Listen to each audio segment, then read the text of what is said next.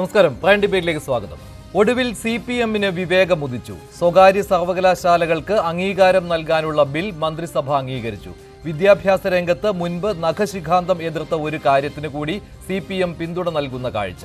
മൂർത്തമായ സാഹചര്യത്തിൽ മൂർത്തമായ തീരുമാനമെന്ന് MV ഗോവിന്ദന്റെ പാത പിന്തുടർന്ന് മന്ത്രി R ബിന്ദുവിന്റെ താത്വിക ന്യായീകരണം. 2 പതിറ്റാണ്ട് മുൻപ് ഉമ്മൻചാണ്ടിക്ക് ബോധ്യമായത് CPM-ന് മൂർത്തമായത് ഇപ്പോൾ.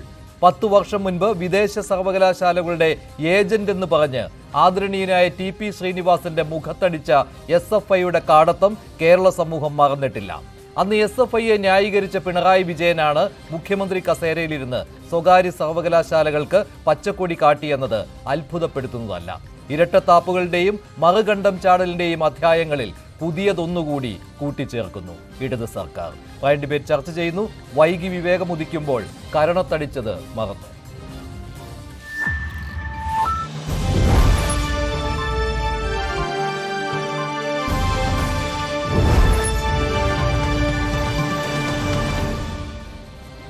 പ്രൈം ഡിബേറ്റിൽ ഉന്നത വിദ്യാഭ്യാസ കൗൺസിലിന്റെ മുൻ വൈസ് ചെയർമാനായിരുന്ന ശ്രീ TP ശ്രീനിവാസൻ തുടക്കത്തിൽ പങ്കെടുക്കുന്നു. അതിനുശേഷം Shri Sreejith Panicker, doctor B Jayaraj, Jindo John, AESF-ന്റെ സംസ്ഥാന വൈസ് പ്രസിഡന്റ് M രാഹുൽ എന്നിവർ പ്രൈം ഡിബേറ്റിൽ ചേരുകയാണ്. ആദ്യം ശ്രീ TP ശ്രീനിവാസനാണ് പങ്കുചേരുന്നത്. 10 വർഷം മുൻപ് കോവളത്ത് വെച്ചാണ് ശ്രീ TP ശ്രീനിവാസന്റെ കരണത്ത് SFI നേതാവ് അടിച്ചത്. അന്ന് വിദേശ സർവകലാശാലകളുടെ ഏജന്റ് എന്ന് പറഞ്ഞാണ് TP ശ്രീനിവാസനെതിരെ അന്ന് SFI അങ്ങനെ ഒരു കാടത്തം കാട്ടിയത്. അതിനെ അന്ന് CPM സംസ്ഥാന സെക്രട്ടറി ആയിരുന്ന പിണറായി വിജയൻ ന്യായീകരിക്കുകയും ചെയ്തിരുന്നു. അന്ന് പിണറായി വിജയൻ നടത്തിയ ഒരു പ്രസ്താവനയുണ്ട്. അത് കേട്ട ശേഷം ശ്രീ TP ശ്രീനിവാസനിലേക്ക് പോകാം. ഒന്നാമത് അദ്ദേഹം വിദ്യാഭ്യാസ വിചക്ഷണല്ല. ശ്രീനിവാസൻ ഒരു അംബാസഡറായി പ്രവർത്തിച്ച ആളാണ്. ആ കാര്യത്തിൽ നല്ല വിദഗ്ധനുമായിരുന്നു. അപ്പോൾ പ്രത്യേക അംബാസഡറായി അദ്ദേഹത്തെ നിയോഗിക്കുകയാണ് ചെയ്തത്. ആ അംബാസഡറായിട്ട് ഇവിടെ നിയോഗിച്ചത് നമ്മുടെ വിദ്യാഭ്യാസ മേഖലയെ സ്വകാര്യവൽക്കരിക്കാൻ വേണ്ടിയാണ്. നാടിന് ഒരു തരത്തിലും യോജിക്കാത്ത ഒരു സംരംഭമാണ് അക്കാദമിക് സിറ്റി എന്നാണ്. ആ അക്കാദമിക് സിറ്റിയുമായിട്ട് ബന്ധപ്പെട്ട് ഒരു രീതിയിലും യോജിക്കാൻ കേരളത്തിനാവില്ല. അത് UDF-ന്റെ ഭാഗമായി നിൽക്കുന്നവർ ചിന്തിക്കേണ്ട കാര്യമാണ്. വിദേശ സ്ഥാപനങ്ങളുടെ ഏജന്റുമാരായിട്ട് മാറേണ്ടതില്ല. നമുക്ക് നമ്മുടെ തന്നെ നാടിനെ അഭിവൃദ്ധിപ്പെടുത്താം. അതാണ് ഇവിടെ വേണ്ടത്. ഇതാണ് ശ്രീ പിണറായി വിജയൻ അന്ന് 2015 ഈ സംഭവം ഉണ്ടാകുമ്പോൾ അന്ന് സ്വകാര്യ സർവകലാശാലകൾക്കും വിദേശ സർവകലാശാലകൾക്കും എതിരായിരുന്നു ഇടതുപക്ഷം. അന്ന് ഉന്നത വിദ്യാഭ്യാസ കൗൺസിലിന്റെ വൈസ് ചെയർമാനായിരുന്ന TP ശ്രീനിവാസന് നേരെയാണ് SFI അന്ന് അക്രമം നടത്തിയതും അദ്ദേഹത്തിന്റെ കരണത്തടിച്ചതും കോവളത്ത് വെച്ച്. അതിനെ അന്ന് ന്യായീകരിക്കുകയായിരുന്നു ശ്രീ പിണറായി വിജയൻ. ഇന്ന് ഉന്നത വിദ്യാഭ്യാസ മന്ത്രി R ബിന്ദു സ്വകാര്യ സർവകലാശാലകൾക്ക് അനുമതി നൽകുന്നതിനെ പറ്റി സംസാരിക്കുകയുണ്ടായി. ഇപ്പോഴത്തെ തീരുമാനം എങ്ങനെയാണ് സംസ്ഥാന സർക്കാർ എടുത്തത് എന്ന് മന്ത്രി R ബിന്ദു വിശദീകരിക്കുന്നു. അതിലേക്ക് വരാം. അതിനു മുൻപ് ശ്രീ TP ശ്രീനിവാസൻ ചേരുകയാണ്. ശ്രീ TP ശ്രീനിവാസൻ, ഇന്ന് മന്ത്രി R ബിന്ദു പറഞ്ഞത് സ്വകാര്യ സർവകലാശാലകൾ അനുവദിക്കാൻ പറ്റിയ സമയം ഇപ്പോഴാണ് വന്നത്. ഇതാണ് അവരുടെ വാക്കുകൾ. അതായത് മന്ത്രിയുടെ വിശദീകരണത്തിൽ മുൻപ് CPM-ഉം SFI-യും എടുത്ത നിലപാട്, അതായത് സ്വകാര്യ സർവകലാശാലകൾ വരുന്നതിനെ എന്തിനെതിർത്തു, ഇതിനെ ന്യായീകരിക്കുകയാണ് ചെയ്യുന്നത്. ഈ ഒരു വിശദീകരണം അംഗീകരിക്കാൻ താങ്കൾക്ക് കഴിയുന്നുണ്ടോ? ഞാൻ കേട്ടില്ല ആ വിശദീകരണം. എന്നെ സംബന്ധിച്ചിടത്തോളം ഇത് 20 വർഷം ലേറ്റായിപ്പോയി എന്നുള്ളതാണ്. കാരണം ആ കാലഘട്ടത്തിൽ ഞാനിത് പ്രപ്പോസ് ചെയ്ത സമയത്ത് കുട്ടികൾക്ക് ആർട്സ് ആൻഡ് സയൻസ് കോളേജസിൽ പോലും അഡ്മിഷൻ കിട്ടാത്ത സ്ഥിതിവിശേഷമായിരുന്നു. ആ കോളേജുകൾക്ക് നിലവാരമില്ലായിരുന്നു. അവിടെ പഠിക്കുന്ന കുട്ടികൾക്ക് പുറത്തു പോയാൽ സാധ്യതകളില്ലായിരുന്നു. ആ ഒരു കാലഘട്ടത്തിലാണ് ഞാനിത് പ്രപ്പോസ് ചെയ്തത്. പക്ഷേ ഇപ്പോൾ 15 കൊല്ലത്തിന് ശേഷം കേരളത്തിലെ വിദ്യാഭ്യാസ രംഗം മുഴുവനായി മാറിയിരിക്കുകയാണ്. ഇപ്പോൾ ആർക്കും ഇവിടെ പഠിക്കേണ്ട. നമ്മുടെ ആർട്സ് ആൻഡ് സയൻസ് കോളേജസിലൊന്നും എല്ലാ സീറ്റുകളും ഒഴിഞ്ഞു കിടക്കുകയാണ്. ഒരു 2-3 കൂടെ വർഷം കൂടെ ഇങ്ങനെ പോയാൽ നമുക്ക് കോളേജുകളൊന്നും ആവശ്യമില്ലാത്ത സ്ഥിതി വരും. കാരണം നമ്മുടെ കുട്ടികളെല്ലാം പുറത്തു പോകുന്നതുകൊണ്ട് അത് ഒരു പ്രശ്നം. രണ്ടാമത്തേത്, ഈ ആർട്ടിഫിഷ്യൽ ഇൻ്റലിജൻസ് വളരെയധികം വേഗത്തിൽ വികസിച്ചുകൊണ്ടിരിക്കുകയാണ്. അപ്പോൾ നമ്മൾ വളരെ പെട്ടെന്ന് ഒരു വെർച്വൽ യൂണിവേഴ്സിറ്റീസിലേക്കോ വെർച്വൽ കോളേജസിലേക്കോ വെർച്വൽ സ്കൂളുകളിലേക്കോ മാറും. നമ്മുടെ സ്വന്തം മുറിയിൽ ഒരു പ്രൊഫസർ വന്ന് പഠിപ്പിക്കുന്ന പ്രതീതി ഉണ്ടാക്കുന്ന തരത്തിലുള്ള വിദ്യാഭ്യാസ രംഗമാണ് വരാൻ പോകുന്നത്. അതുപോലെ ഡയറക്റ്റായിട്ട് ഇൻഫർമേഷൻ ആൻഡ് നോളജ് ജനങ്ങളുടെ ബ്രെയിനിലേക്ക് ട്രാൻസ്മിറ്റ് ചെയ്യുന്ന ടെക്നോളജിയും വരാൻ സാധ്യതയുണ്ട്. അപ്പോൾ ഇതെല്ലാം വെച്ച് നോക്കുമ്പോൾ ഈ ബിൽഡിങ്ങുള്ള യൂണിവേഴ്സിറ്റികൾക്ക് വലിയ പ്രാധാന്യം ഇല്ല എന്നുള്ളതാണ് നോക്കാനുള്ളത്. അതുകൊണ്ട് ഇപ്പോൾ ഈ ഇത്രയും താമസിച്ചു പോയതുകൊണ്ട് ഇതിൻ്റെ ഇഫക്റ്റീവ്നെസ് കുറവായിരിക്കും എന്നാണ് എൻ്റെ ഭയം. നേരത്തെ ആയിരുന്നെങ്കിൽ കൂടുതൽ ഗുണമുണ്ടാകുമായിരുന്നു എന്നുള്ളതാണ്. ഈ സ്വകാര്യ സർവകലാശാലകൾക്കെതിരായ SFIയുടെ സമരത്തിൽ 10 വർഷം മുൻപ് താങ്കളുടെ കരണത്തടിച്ച പ്രസ്ഥാനമാണ് ഈ SFI.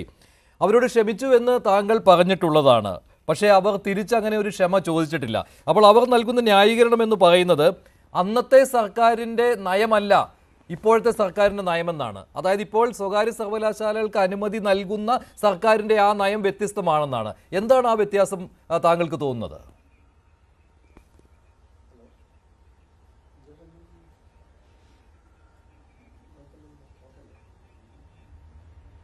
ഞാൻ ആ പുതിയ ഡോക്യുമെന്റ് ഞാൻ കണ്ടിട്ടില്ല. എനിക്ക് തോന്നുന്നത് ഞങ്ങൾ സബ്മിറ്റ് ചെയ്ത ഒരു പ്ലാനും അതിൻ്റെ കൂടെയുള്ള ഒരു ഡ്രാഫ്റ്റ് ബില്ലും ആണ് അവർ ഉപയോഗിച്ചിരിക്കുന്നത്. പക്ഷേ അവർ വേറൊരു കമ്മിറ്റിയെ നിയമിച്ചു, വേറൊരാളിൻ്റെ പേരിലാണ് അത് ഇറക്കിയിരിക്കുന്നത്. അതൊക്കെ ശരിയാണ്. പക്ഷേ യഥാർത്ഥത്തിൽ ഇൻ പ്രിൻസിപ്പിൾ പ്രൈവറ്റ് യൂണിവേഴ്സിറ്റികൾ അംഗീകരിപ്പിക്കണം എന്നുള്ളതായിരുന്നു ഞങ്ങളുടെ അന്നത്തെ ഉദ്ദേശം. അത് സാധിക്കാത്തത് കൊണ്ട് നമ്മൾ ബസ് മിസ് ചെയ്തു എന്ന് പറയില്ലേ, ആ ഓപ്പർച്യൂണിറ്റി നമ്മൾ മിസ് ചെയ്തു. അപ്പോൾ ഇനി നമുക്ക് നോക്കണം ആരൊക്കെ വരാൻ സാധ്യതയുണ്ട്, ആരൊക്കെ ഇൻവെസ്റ്റ് ചെയ്യാൻ സാധ്യതയുണ്ട് എന്ന് നോക്കിയാലേ നമുക്ക് പറയാൻ കഴിയുകയുള്ളൂ ഇത് പ്രയോജനകരമാകുമോ ഇല്ലയോ എന്ന്.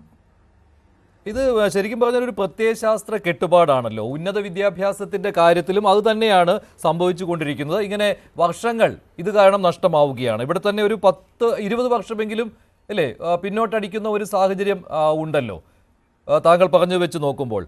അതായത് CPMന് വിവേകമുദിക്കുമ്പോൾ മാത്രം കാര്യങ്ങൾ നാട്ടിൽ സാധ്യമാവുകയാണ്.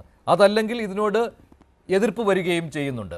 ഇപ്പോൾ അന്ന് ശ്രീ പിണറായി 15 വർഷത്തെയെങ്കിൽ അതെ 2010 താങ്കൾ അങ്ങനെ ഒരു ശുപാർശ നൽകിയിരുന്നത്. ഇപ്പോൾ CPMന്റെയും SFIയുടെയും ഒക്കെ നിലപാടിനെ അംഗീകരിക്കാത്ത പക്ഷം അതിൽ എതിർപ്പ് ഉയരുകയും ചെയ്യുന്നുണ്ട്. അതിന്റെ ഉദാഹരണമാണല്ലോ താങ്കളുടെ മുഖത്തടിച്ചത്. പക്ഷേ ഈ വിദേശ സർവകലാശാലയുടെ ഏജന്റ് എന്ന് പോലും താങ്കളെ വിശേഷിപ്പിച്ച സമയമാണല്ലോ അത്. അവർ പറയുന്നത് ഇത് കമ്മോഡിറ്റൈസേഷൻ ആൻഡ് കൊമേഴ്ഷ്യലൈസേഷൻ ഓഫ് എഡ്യൂക്കേഷൻ എന്നാണ്. അത് പക്ഷേ വേൾഡ് ട്രേഡ് ഓർഗനൈസേഷൻ പോലും പറയുന്നുണ്ട് education is A saleable commodity. നമുക്ക് അറിവുണ്ടെങ്കിൽ ആ അറിവ് വിൽക്കുന്നതിൽ യാതൊരു തെറ്റുമില്ല എന്നാണ് ഈ വേൾഡ് ട്രേഡ് ഓർഗനൈസേഷൻ പറഞ്ഞിട്ടുള്ളത്. അത് നമ്മൾ അതിനുവേണ്ടി വോട്ട് ചെയ്തവരുമാണ് ഇന്ത്യക്കാർ. അപ്പോൾ അതുകൊണ്ട് ആ ഹെസിറ്റേഷൻ ലെഫ്റ്റിസ്റ്റ് ഗ്രൂപ്പ്സിന് മാത്രമേ ഉണ്ടായിരുന്നുള്ളൂ. പക്ഷേ അവർ തന്നെ അവരുടെ കുട്ടികളൊക്കെ പുറത്താണ് പഠിച്ചുകൊണ്ടിരുന്നത് പലരും, അല്ലേ? അപ്പോൾ അതുകൊണ്ട് അതിലൊരു വലിയ ഒരു ഒരു വിരോധാഭാസം ഉണ്ടായിരുന്നു. ഇപ്പോൾ അതവർ വ്യക്തമായി പറയുന്നു, ഇത് പ്രൈവറ്റ് യൂണിവേഴ്സിറ്റി ഇവിടെ കാണും, പുറത്തു പോകേണ്ടവർ പുറത്തു പോയിക്കോട്ടെ, അല്ലാത്തവർക്ക് ഇവിടെ പഠിക്കാം എന്നാണ് അവർ പറയുന്നത്. പക്ഷേ അതിൻ്റെ യാഥാർത്ഥ്യം എന്തായിരിക്കും, അതിനുള്ള കുട്ടികൾ നമുക്കുണ്ടായിരിക്കുമോ എന്നുള്ള ചോദ്യത്തിന് ഇപ്പോൾ നമുക്ക് മറുപടി പറയാൻ കഴിയില്ല. അത് റിസർച്ച് ചെയ്ത് കണക്ക് കൂട്ടി നോക്കണം എത്ര കുട്ടികൾ ഈ പ്രൈവറ്റ് യൂണിവേഴ്സിറ്റിയിലേക്ക് വരാൻ സാധ്യതയുണ്ട് എന്നുള്ളത്. ഇപ്പോൾ ഒരു ദീർഘവീക്ഷണം അന്ന് ഉണ്ടായിട്ടുണ്ടല്ലോ ഇങ്ങനെ സ്വകാര്യ സർവകലാശാലകളെ സ്വാഗതം ചെയ്യുന്നതിന്. പക്ഷേ ഇന്ന് അത് എത്രമാത്രം പ്രായോഗികമാണ് എന്ന് താങ്കൾ സംശയിക്കുകയാണ്. ഈ 2 തട്ടിലാക്കും വിദ്യാർത്ഥികളെ എന്ന രീതിയിലുള്ള വിമർശനമാണ് അന്ന് ഉന്നയിച്ചിരുന്നത് ഇടതുപക്ഷം. അതായത് 2 ഫീസ് ഘടന വരുന്നു, അതുകൊണ്ട് ഈ സാധാരണക്കാർക്ക് ഇത്തരത്തിലുള്ള സർവകലാശാലകളിൽ പഠിക്കാൻ പറ്റാതെ വരും, അവിടെ നിയന്ത്രണം ഉണ്ടാകില്ല എന്നൊക്കെ. ബില്ലിനകത്ത് ഇതെല്ലാം ശ്രദ്ധിച്ചാണ് ചെയ്തത്. ഫീസിന്റെ കാര്യത്തിൽ ഗവൺമെന്റാണ് തീരുമാനമെടുക്കുമെന്നാണ് ഞങ്ങൾ പറഞ്ഞിരുന്നത്. പക്ഷെ ഇപ്പോൾ അങ്ങനെയല്ല. ഇപ്പോൾ യൂണിവേഴ്സിറ്റികൾക്ക് വിട്ടിരിക്കുന്നു എന്നാണ് ഞാൻ കേൾക്കുന്നത്. ഞാനത് കണ്ടിട്ടില്ല. അപ്പോൾ അതിൽ വലിയ വ്യത്യാസം ഞങ്ങൾ പറഞ്ഞിരുന്നത് fees government of Kerala will decide. രണ്ടാമത്തേത് റിസർവേഷൻസ് വേണം. അതിപ്പോഴും ഉണ്ടെന്ന് തോന്നുന്നു, ഇപ്പോഴും അതിലുണ്ടെന്ന് തോന്നുന്നു. പിന്നെ പ്രോഫിറ്റ് ഉണ്ടാക്കുന്നത് അവിടെ തന്നെ ഉപയോഗിക്കണം പുറത്തു കൊണ്ടുപോകാൻ പാടില്ല എന്നൊക്കെ ഞങ്ങൾ നിർദ്ദേശങ്ങൾ വെച്ചിരുന്നു. പക്ഷേ അതിലൊക്കെ ഒരുപാട് മാറ്റം വരുത്തിയിട്ടുണ്ടെന്നാണ് ഞാൻ മനസ്സിലാക്കുന്നത്. കുറെ കൂടെ ലിബറലാക്കിയിട്ടുണ്ട്. അപ്പോൾ അതിൻ്റെ ഉദ്ദേശം കൂടുതൽ ആളുകൾ വരട്ടെ എന്നുള്ളതായിരിക്കും. പക്ഷേ അവർ മനസ്സിലാക്കാത്തത് ഈ 15 വർഷം കൊണ്ട് നമ്മളൊരു വലിയ ഗോൾഡൻ ഓപ്പർച്യൂണിറ്റി മിസ് ചെയ്തു എന്നുള്ളതാണ്. അതാണ് രജിസ്റ്റർ ചെയ്യേണ്ടത്. താങ്കൾ അന്ന് താങ്കളെ കരണത്തടിച്ച ആളുകളോട് ക്ഷമിച്ചു എന്ന് പറഞ്ഞുകൊണ്ട് വലിയൊരു വിശാല മനസ്കത കാണിച്ച ആളാണ്. പക്ഷേ അന്ന് ശ്രീ പിണറായി വിജയൻ പോലും താങ്കളെ വിശേഷിപ്പിച്ചത് വിദേശ സർവകലാശാലകളുടെ ഏജന്റ് എന്ന രീതിയിലാണ്. കാരണം അങ്ങനെ ഏജന്റ് ചമയാൻ വരണ്ടായിരുന്നു. അതുകൊണ്ട് എൻ്റെ വിചാരം, നമ്മൾ യേശു ക്രിസ്തുവിനെ കോട്ട് ചെയ്യുന്നത് ശരിയല്ല. അദ്ദേഹം എന്താണ് പറഞ്ഞത്? അദ്ദേഹത്തിനെ ക്രൂശിച്ചപ്പോൾ ഇവർ ചെയ്യുന്ന എന്താണെന്ന് ഇവർക്ക് അറിഞ്ഞുകൂടാ, അതുകൊണ്ട് ഞാൻ അവരോട് ക്ഷമിക്കുന്നു എന്നല്ലേ? ആ ഒരു സ്പിരിറ്റിൽ തന്നെയാണ് ഞാനും പറയുന്നത്. അവർക്ക് അറിയാൻ വയ്യാത്ത കാര്യം, അവർക്കെതിരായിട്ടുള്ള കാര്യമാണ് അവർ ചെയ്യുന്നത്. അപ്പോൾ അതുകൊണ്ട് അവരോട് ക്ഷമിക്കുകയല്ല, നമ്മൾ എന്താണ് വേണ്ടത്? ശരി, ശ്രീ ടി പി ശ്രീനിവാസൻ, നന്ദി. ഇപ്പോൾ Shri Sreejith Panicker, doctor B Jayaraj, Shri Jindo John എന്നിവർ ചേരുകയാണ്. AISFന്റെ സംസ്ഥാന vice president Shri M Rahul അല്പസമയത്തിനകം ചേരും. ശ്രീ ഡോക്ടർ ബി ജയരാജ്, ഇപ്പോൾ പല കാര്യങ്ങളിലും ഇങ്ങനെയാണ്. ഭരിക്കുന്ന സമയത്ത് ഒരു നിലപാട്, പ്രതിപക്ഷത്തായിരിക്കുമ്പോൾ മറ്റൊരു നിലപാട്.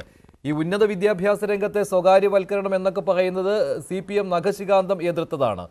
ഇടതുപക്ഷം അങ്ങനെയാണ്. പക്ഷേ ഇവിടെ പൊടുന്നനെ കഴിഞ്ഞ ബജറ്റിലും ഈ പ്രഖ്യാപനം ഉണ്ടായതാണ്, സ്വകാര്യ സർവകലാശാലകൾക്ക് സ്വാഗതമെന്ന്. പക്ഷേ പറഞ്ഞത് വിഴുങ്ങിക്കൊണ്ടാണ് ഈ നിലപാട് വരുന്നത്. അതുമാത്രമല്ല, ഉന്നത വിദ്യാഭ്യാസ രംഗത്ത് മുൻപ് തന്നെ ഉണ്ടാകേണ്ട ഒന്നിനായിരുന്നു. അന്ന് തുരങ്കം വെച്ചു, ഇന്നതിന് സ്തുതി പാടുന്നു. ഇത് മനസ്സിലാത്തൊരു കാര്യമാണ്. എന്താണ് ഈ മൂർത്തമായതും അമൂർത്തമായതും ഒക്കെ? ഇത് ഇങ്ങനെയൊക്കെയാണ് ഒരു കാര്യത്തെ വിശദീകരിക്കേണ്ടത്. ഞാൻ മന്ത്രി ആർ ബിന്ദുവിൻ്റെ വാക്കാണ് പറഞ്ഞത്. അവരുടെ പ്രതികരണം കൂടി കേട്ട ശേഷം താങ്കളിലേക്ക് വരാം. ശ്രീമതി ആർ ബിന്ദുവിൻ്റെ പ്രതികരണം. ഇന്ന് ഇന്ത്യയിലെ ഒട്ടുമിക്ക സംസ്ഥാനങ്ങളിലും സ്വകാര്യ സർവകലാശാലകൾ എന്നുള്ളത് യാഥാർത്ഥ്യമായി കഴിഞ്ഞിരിക്കുകയാണ്. നമ്മൾ ആഗോളവൽക്കരണത്തിൻ്റെ 3.5 പതിറ്റാണ്ട് പിന്നിട്ട് കഴിഞ്ഞിരിക്കുന്നു. വളരെ മത്സരാധിഷ്ഠിതമായിട്ടുള്ള ഒരു സമൂഹമായി ഇന്ത്യയും മാറിക്കൊണ്ടിരിക്കുകയാണ് ഈ ആഗോളവൽകൃത ലോകക്രമത്തിൻ്റെ ഭാഗമായിട്ട്. അവിടെ പല കാര്യങ്ങളിലും നമുക്ക് ഒരു ജനത എന്നുള്ള നിലയിൽ പിടിച്ചു നിൽക്കണമെന്നുണ്ടെങ്കിൽ കാലാനുസൃതമായ മാറ്റങ്ങളിലൂടെ പോയേ തീരും. സ്വകാര്യ സർവകലാശാലകൾ കേരളത്തിൽ ആരംഭിക്കുമ്പോൾ വളരെ കൃത്യമായ സാമൂഹ്യ നിയന്ത്രണങ്ങൾ ഉറപ്പാക്കിക്കൊണ്ടാണ് നമ്മൾ ആ ബില്ല് തയ്യാറാക്കിയിട്ടുള്ളത്. ഗവൺമെൻറ്റിൻ്റെയും മറ്റ് പൊതു സംവിധാനങ്ങളുടെയും കൃത്യമായ ജാഗ്രതയും ഇടപെടലും അതുപോലെ റെഗുലേഷൻ എല്ലാം ഉറപ്പാക്കുന്ന രീതിയിലാണ് ഈ ബില്ലിൻ്റെ ഉള്ളടക്കം വരിക എന്നുള്ളത് കൊണ്ട് തന്നെ മറ്റ് സംസ്ഥാനങ്ങളിൽ നിന്ന് വ്യത്യസ്തമായി കുറേ കൂടെ സാമൂഹ്യ നിയന്ത്രണമുള്ള സംവിധാനമായി തന്നെയാണ് കേരളത്തിലെ സ്വകാര്യ സർവകലാശാലകൾ പ്രവർത്തിക്കുക. ഡോക്ടർ ബി ജയരാജ്, മറ്റ് സംസ്ഥാനങ്ങളൊക്കെ ഇതിലേറെ ദൂരം മുന്നോട്ട് പോയി എന്ന് ഇപ്പോഴാണോ നമ്മുടെ ഉന്നത വിദ്യാഭ്യാസ മന്ത്രിക്ക് മനസ്സിലാകുന്നത്? ഇതുവരെ അമൂർത്തമായിരുന്നോ കാര്യങ്ങളൊക്കെ?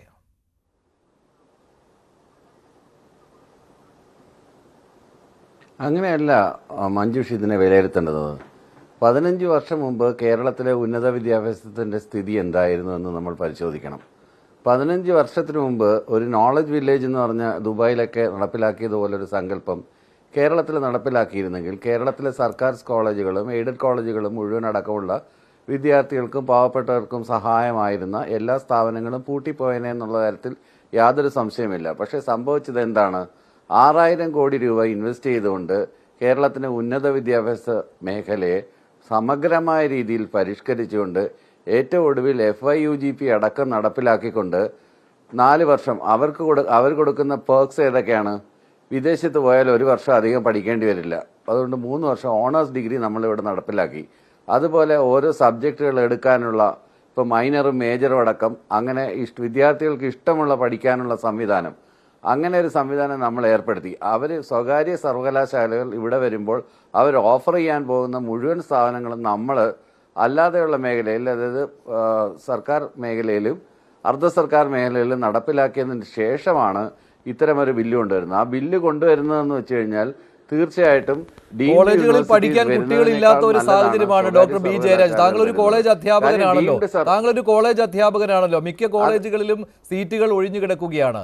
സർവകലാശാലകൾ ഈ പറഞ്ഞ ഈ അക്കാദമിക് രംഗത്ത് മികവിന്റെ കേന്ദ്രങ്ങളാകേണ്ട സർവകലാശാലകൾ അവിടെ ഈ കോഴ്സുകളുടെ വൈവിധ്യവൽക്കരണമില്ലാതെ വിഷമിക്കുന്ന ഒരവസ്ഥയാണ്. 20 വർഷം മുൻപ് തന്നെ ഉമ്മൻചാണ്ടി വിഭാവനം ചെയ്തിരുന്നു ഇക്കാര്യം. 15 വർഷം മുൻപ് തന്നെ അതിന് ഒരു പ്രപ്പോസൽ വന്നതാണ്. 10 വർഷം മുൻപ് ഉന്നത വിദ്യാഭ്യാസ കൗൺസിലിന്റെ അന്നത്തെ വൈസ് ചെയർമാനായിരുന്ന ശ്രീ ടി പി ശ്രീനിവാസന്റെ, ആദരണീയനായ ശ്രീ ടി പി ശ്രീനിവാസന്റെ കരണത്തടിച്ചുകൊണ്ട് SFI എന്നുള്ള സംഘടിത വിദ്യാർത്ഥി പ്രസ്ഥാനം ഇവിടെ കാട്ടിക്കൂട്ടിയത് എന്താണ്? ഇങ്ങനെ സ്വകാര്യ സർവകലാശാലകൾ ഇങ്ങോട്ട് വരേണ്ട എന്നതിൻ്റെ ഒരു തീർപ്പ് കൽപ്പിക്കലായിരുന്നു. 10 വർഷം കഴിഞ്ഞാണോ ഈ പറഞ്ഞ ബോധോദയം ഉണ്ടായത് CPM-നും ഇടതുപക്ഷ പ്രസ്ഥാനങ്ങൾക്കും?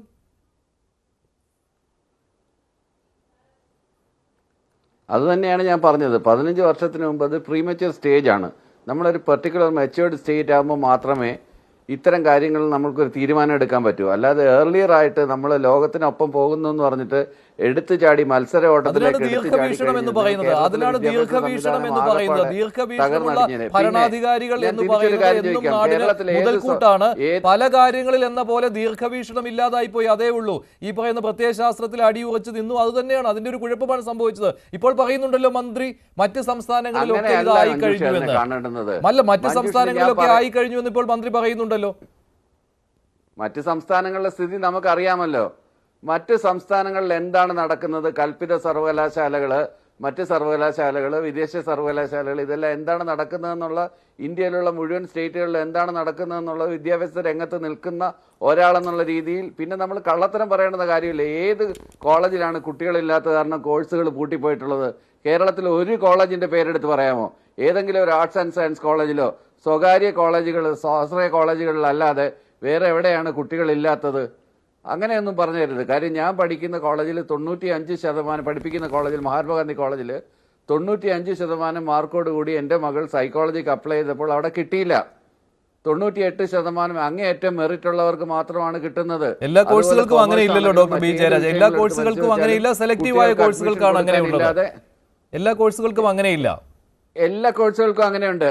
അപൂർവം ചില ലാംഗ്വേജ് കോഴ്സ്, ഞങ്ങളുടെ കോളേജിലല്ല, അപൂർവം ചില ലാംഗ്വേജ് കോഴ്സ്, അത് FI UGP വഴി അതിനെയും നമ്മൾ അക്കോമഡേറ്റ് ചെയ്തു.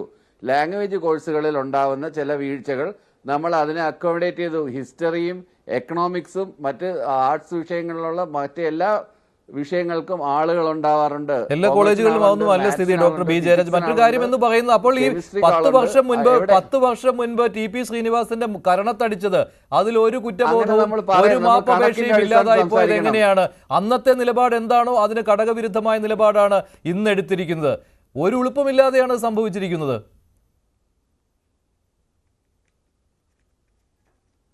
അന്നത്തെ നിലപാടെന്ന് പറയുന്നത് 15 വർഷം മുമ്പുള്ള കേരളത്തിന്റെ സ്ഥിതി അല്ലല്ലോ ഇന്നത്തെ സ്ഥിതി. നമ്മൾക്ക് ചേർക്കേണ്ടത് എന്താണ്? ഇവിടെ കൽപ്പിത സർവകലാശാലകൾ ഇവിടെ വരാൻ പാടില്ല. ഇവിടെ സംസ്ഥാന ഗവൺമെന്റിന്റെ നിയന്ത്രണത്തിന്റെ, സ്ട്രിക്റ്റ് ആയിട്ടുള്ള നിയന്ത്രണത്തിന്റെ അടിസ്ഥാനത്തിൽ ഇവിടെ സംവരണം എല്ലാം കാത്തുസൂക്ഷിച്ചുകൊണ്ട്, സ്കോളർഷിപ്പുകൾ കാത്തുസൂക്ഷിച്ചുകൊണ്ട്, SC/ST സ്കോളർഷിപ്പ് കാത്തുസൂക്ഷിച്ചുകൊണ്ട്, അധ്യാപകർക്ക് പ്രൊട്ടക്ഷനും PF ഒക്കെ നടപ്പിലാക്കിക്കൊണ്ട്, 25 കോടി രൂപ സർക്കാരിന് കെട്ടിവെച്ചുകൊണ്ട്, സ്ഥലം കണ്ടെത്തിക്കൊണ്ട്, നോമിനികളെ ഉൾപ്പെടുത്തിക്കൊണ്ട് വളരെ വ്യക്തമായിട്ട് ഓരോന്ന് പറയുന്നുണ്ട്. ചെയർപേഴ്സണും VC-യും കേരള സ്റ്റേറ്റ് എഡ്യൂക്കേഷൻ കൗൺസിലിന്റെ നോമിനിയും ഡിസ്ട്രിക്ട് കളക്ടർ ഉൾപ്പെടുന്ന ഒരു മെമ്പറാണ് ഇത് പരിശോധിക്കുന്നത്. ഫാക്കൽറ്റിക്ക് പ്രത്യേക സഹായമൊന്നും സർക്കാർ നൽകുന്നില്ലെങ്കിലും അവർക്ക് മറ്റ് റിസർച്ച് ഏജൻസിയിൽ നിന്ന് ഫണ്ട് സ്വീകരിക്കുന്നതിന് നമ്മളാരും എതിർ നിൽക്കുന്നില്ല. അല്ലാതെ സർക്കാർ ഒരു സഹായം ഫാക്കൽറ്റിക്ക് കൊടുക്കാറില്ല. അതുപോലെ തന്നെ വളരെ സ്ട്രിക്റ്റ് ആയിട്ട് പറയുന്ന ഗ്രീവൻസ് സെല്ല് നടപ്പിലാക്കുന്നുണ്ട്.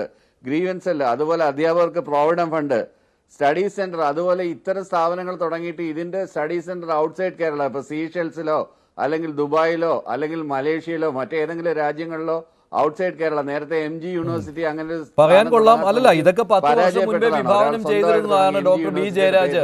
ഇതൊക്കെ 10 വർഷം മുൻപേ ഇവിടെ പരീക്ഷിച്ചു തുടങ്ങിയേനെ. അങ്ങനെയാണെങ്കിൽ ഈ അവസാന ഘട്ടം വരെ നോക്കിയിരിക്കേണ്ട കാര്യമില്ലായിരുന്നു. അല്ലല്ല, UDF സർക്കാർ കൊണ്ടുവരുമ്പോൾ ഇത് എതിർക്കപ്പെടേണ്ടത്, നിങ്ങൾ കൊണ്ടുവരുമ്പോൾ മാത്രം അനുകൂലിക്കേണ്ടത്, അങ്ങനെ ഒരു നിയമം ഇവിടെ ഇല്ല. നിങ്ങൾ എതിർത്ത് തോൽപ്പിക്കുകയായിരുന്നു ഡോക്ടർ ബി ജയരാജ്. നിങ്ങൾ എതിർത്ത് തോൽപ്പിച്ചിട്ട് 10 വർഷം കഴിഞ്ഞപ്പോൾ നിങ്ങൾ സ്വകാര്യ സർവകലാശാലകൾക്ക് സ്വാഗതം ഓതുകയാണ് ഉണ്ടായത്. സംശയമില്ലാത്ത കാര്യമാണ്. എത്ര ന്യായീകരിക്കാൻ നോക്കിയാലും സാഹചര്യങ്ങൾ പരിശോധിക്കാതെ സ്ട്രിക്റ്റ് ആയിട്ടുള്ള നിയന്ത്രണങ്ങൾ വഴി ഒരു കാര്യം നടപ്പിലാക്കുമ്പോൾ കൽപ്പിത സർവകലാശാല എതിർത്തുകൊണ്ട് ഒരു കാര്യം നമ്മൾ നടപ്പിലാക്കുന്നുണ്ട്. മുൻപ് നടന്ന കാര്യങ്ങൾ ഏത് സാഹചര്യത്തിലായിരുന്നു, അത് പ്രീമച്യൂർ ആയിരുന്നു, അത് മെച്യൂരിറ്റി 6000 കോടി രൂപ. നിങ്ങൾക്കെല്ലാം മെച്യൂരിറ്റി തോന്നുന്നത് വരെ കേരള സമൂഹത്തിന് കാത്തിരിക്കാൻ പറ്റില്ല. അല്ല, നിങ്ങൾക്ക് മെച്യൂരിറ്റി തോന്നുന്നത് വരെ കേരള സമൂഹത്തിന് കാത്തിരിക്കാൻ പറ്റില്ല. അങ്ങനെയാണെങ്കിൽ 20 വർഷം പിന്നോട്ടടിക്കും, അത്രയേ ഉള്ളൂ. ശ്രീ ജിൻഡോ ജോൺ, ഉമ്മൻചാണ്ടി കൊണ്ടുവന്നതിനേക്കാൾ നല്ല രീതിയിലാണ് കൊണ്ടുവരുന്നത് എന്നാണല്ലോ ന്യായം. സ്വാഭാവികമായിട്ടും അതേ പറയുകയുള്ളൂ. അന്നത്തെ സർക്കാരിന്റെ നയങ്ങളല്ല ഇന്നത്തെ സർക്കാരിൻ്റെത്. അത് സ്വകാര്യ സർവകലാശാലകളുടെ കാര്യത്തിലും അങ്ങനെ തന്നെയാണ്. അതായത് മൂർത്തമായ സാഹചര്യത്തിൽ മൂർത്തമായ തീരുമാനം. ഇതാണ് മന്ത്രി ആർ ബിന്ദുവിന്റെ ഇന്നത്തെ പ്രതികരണം. Right decision at the right place.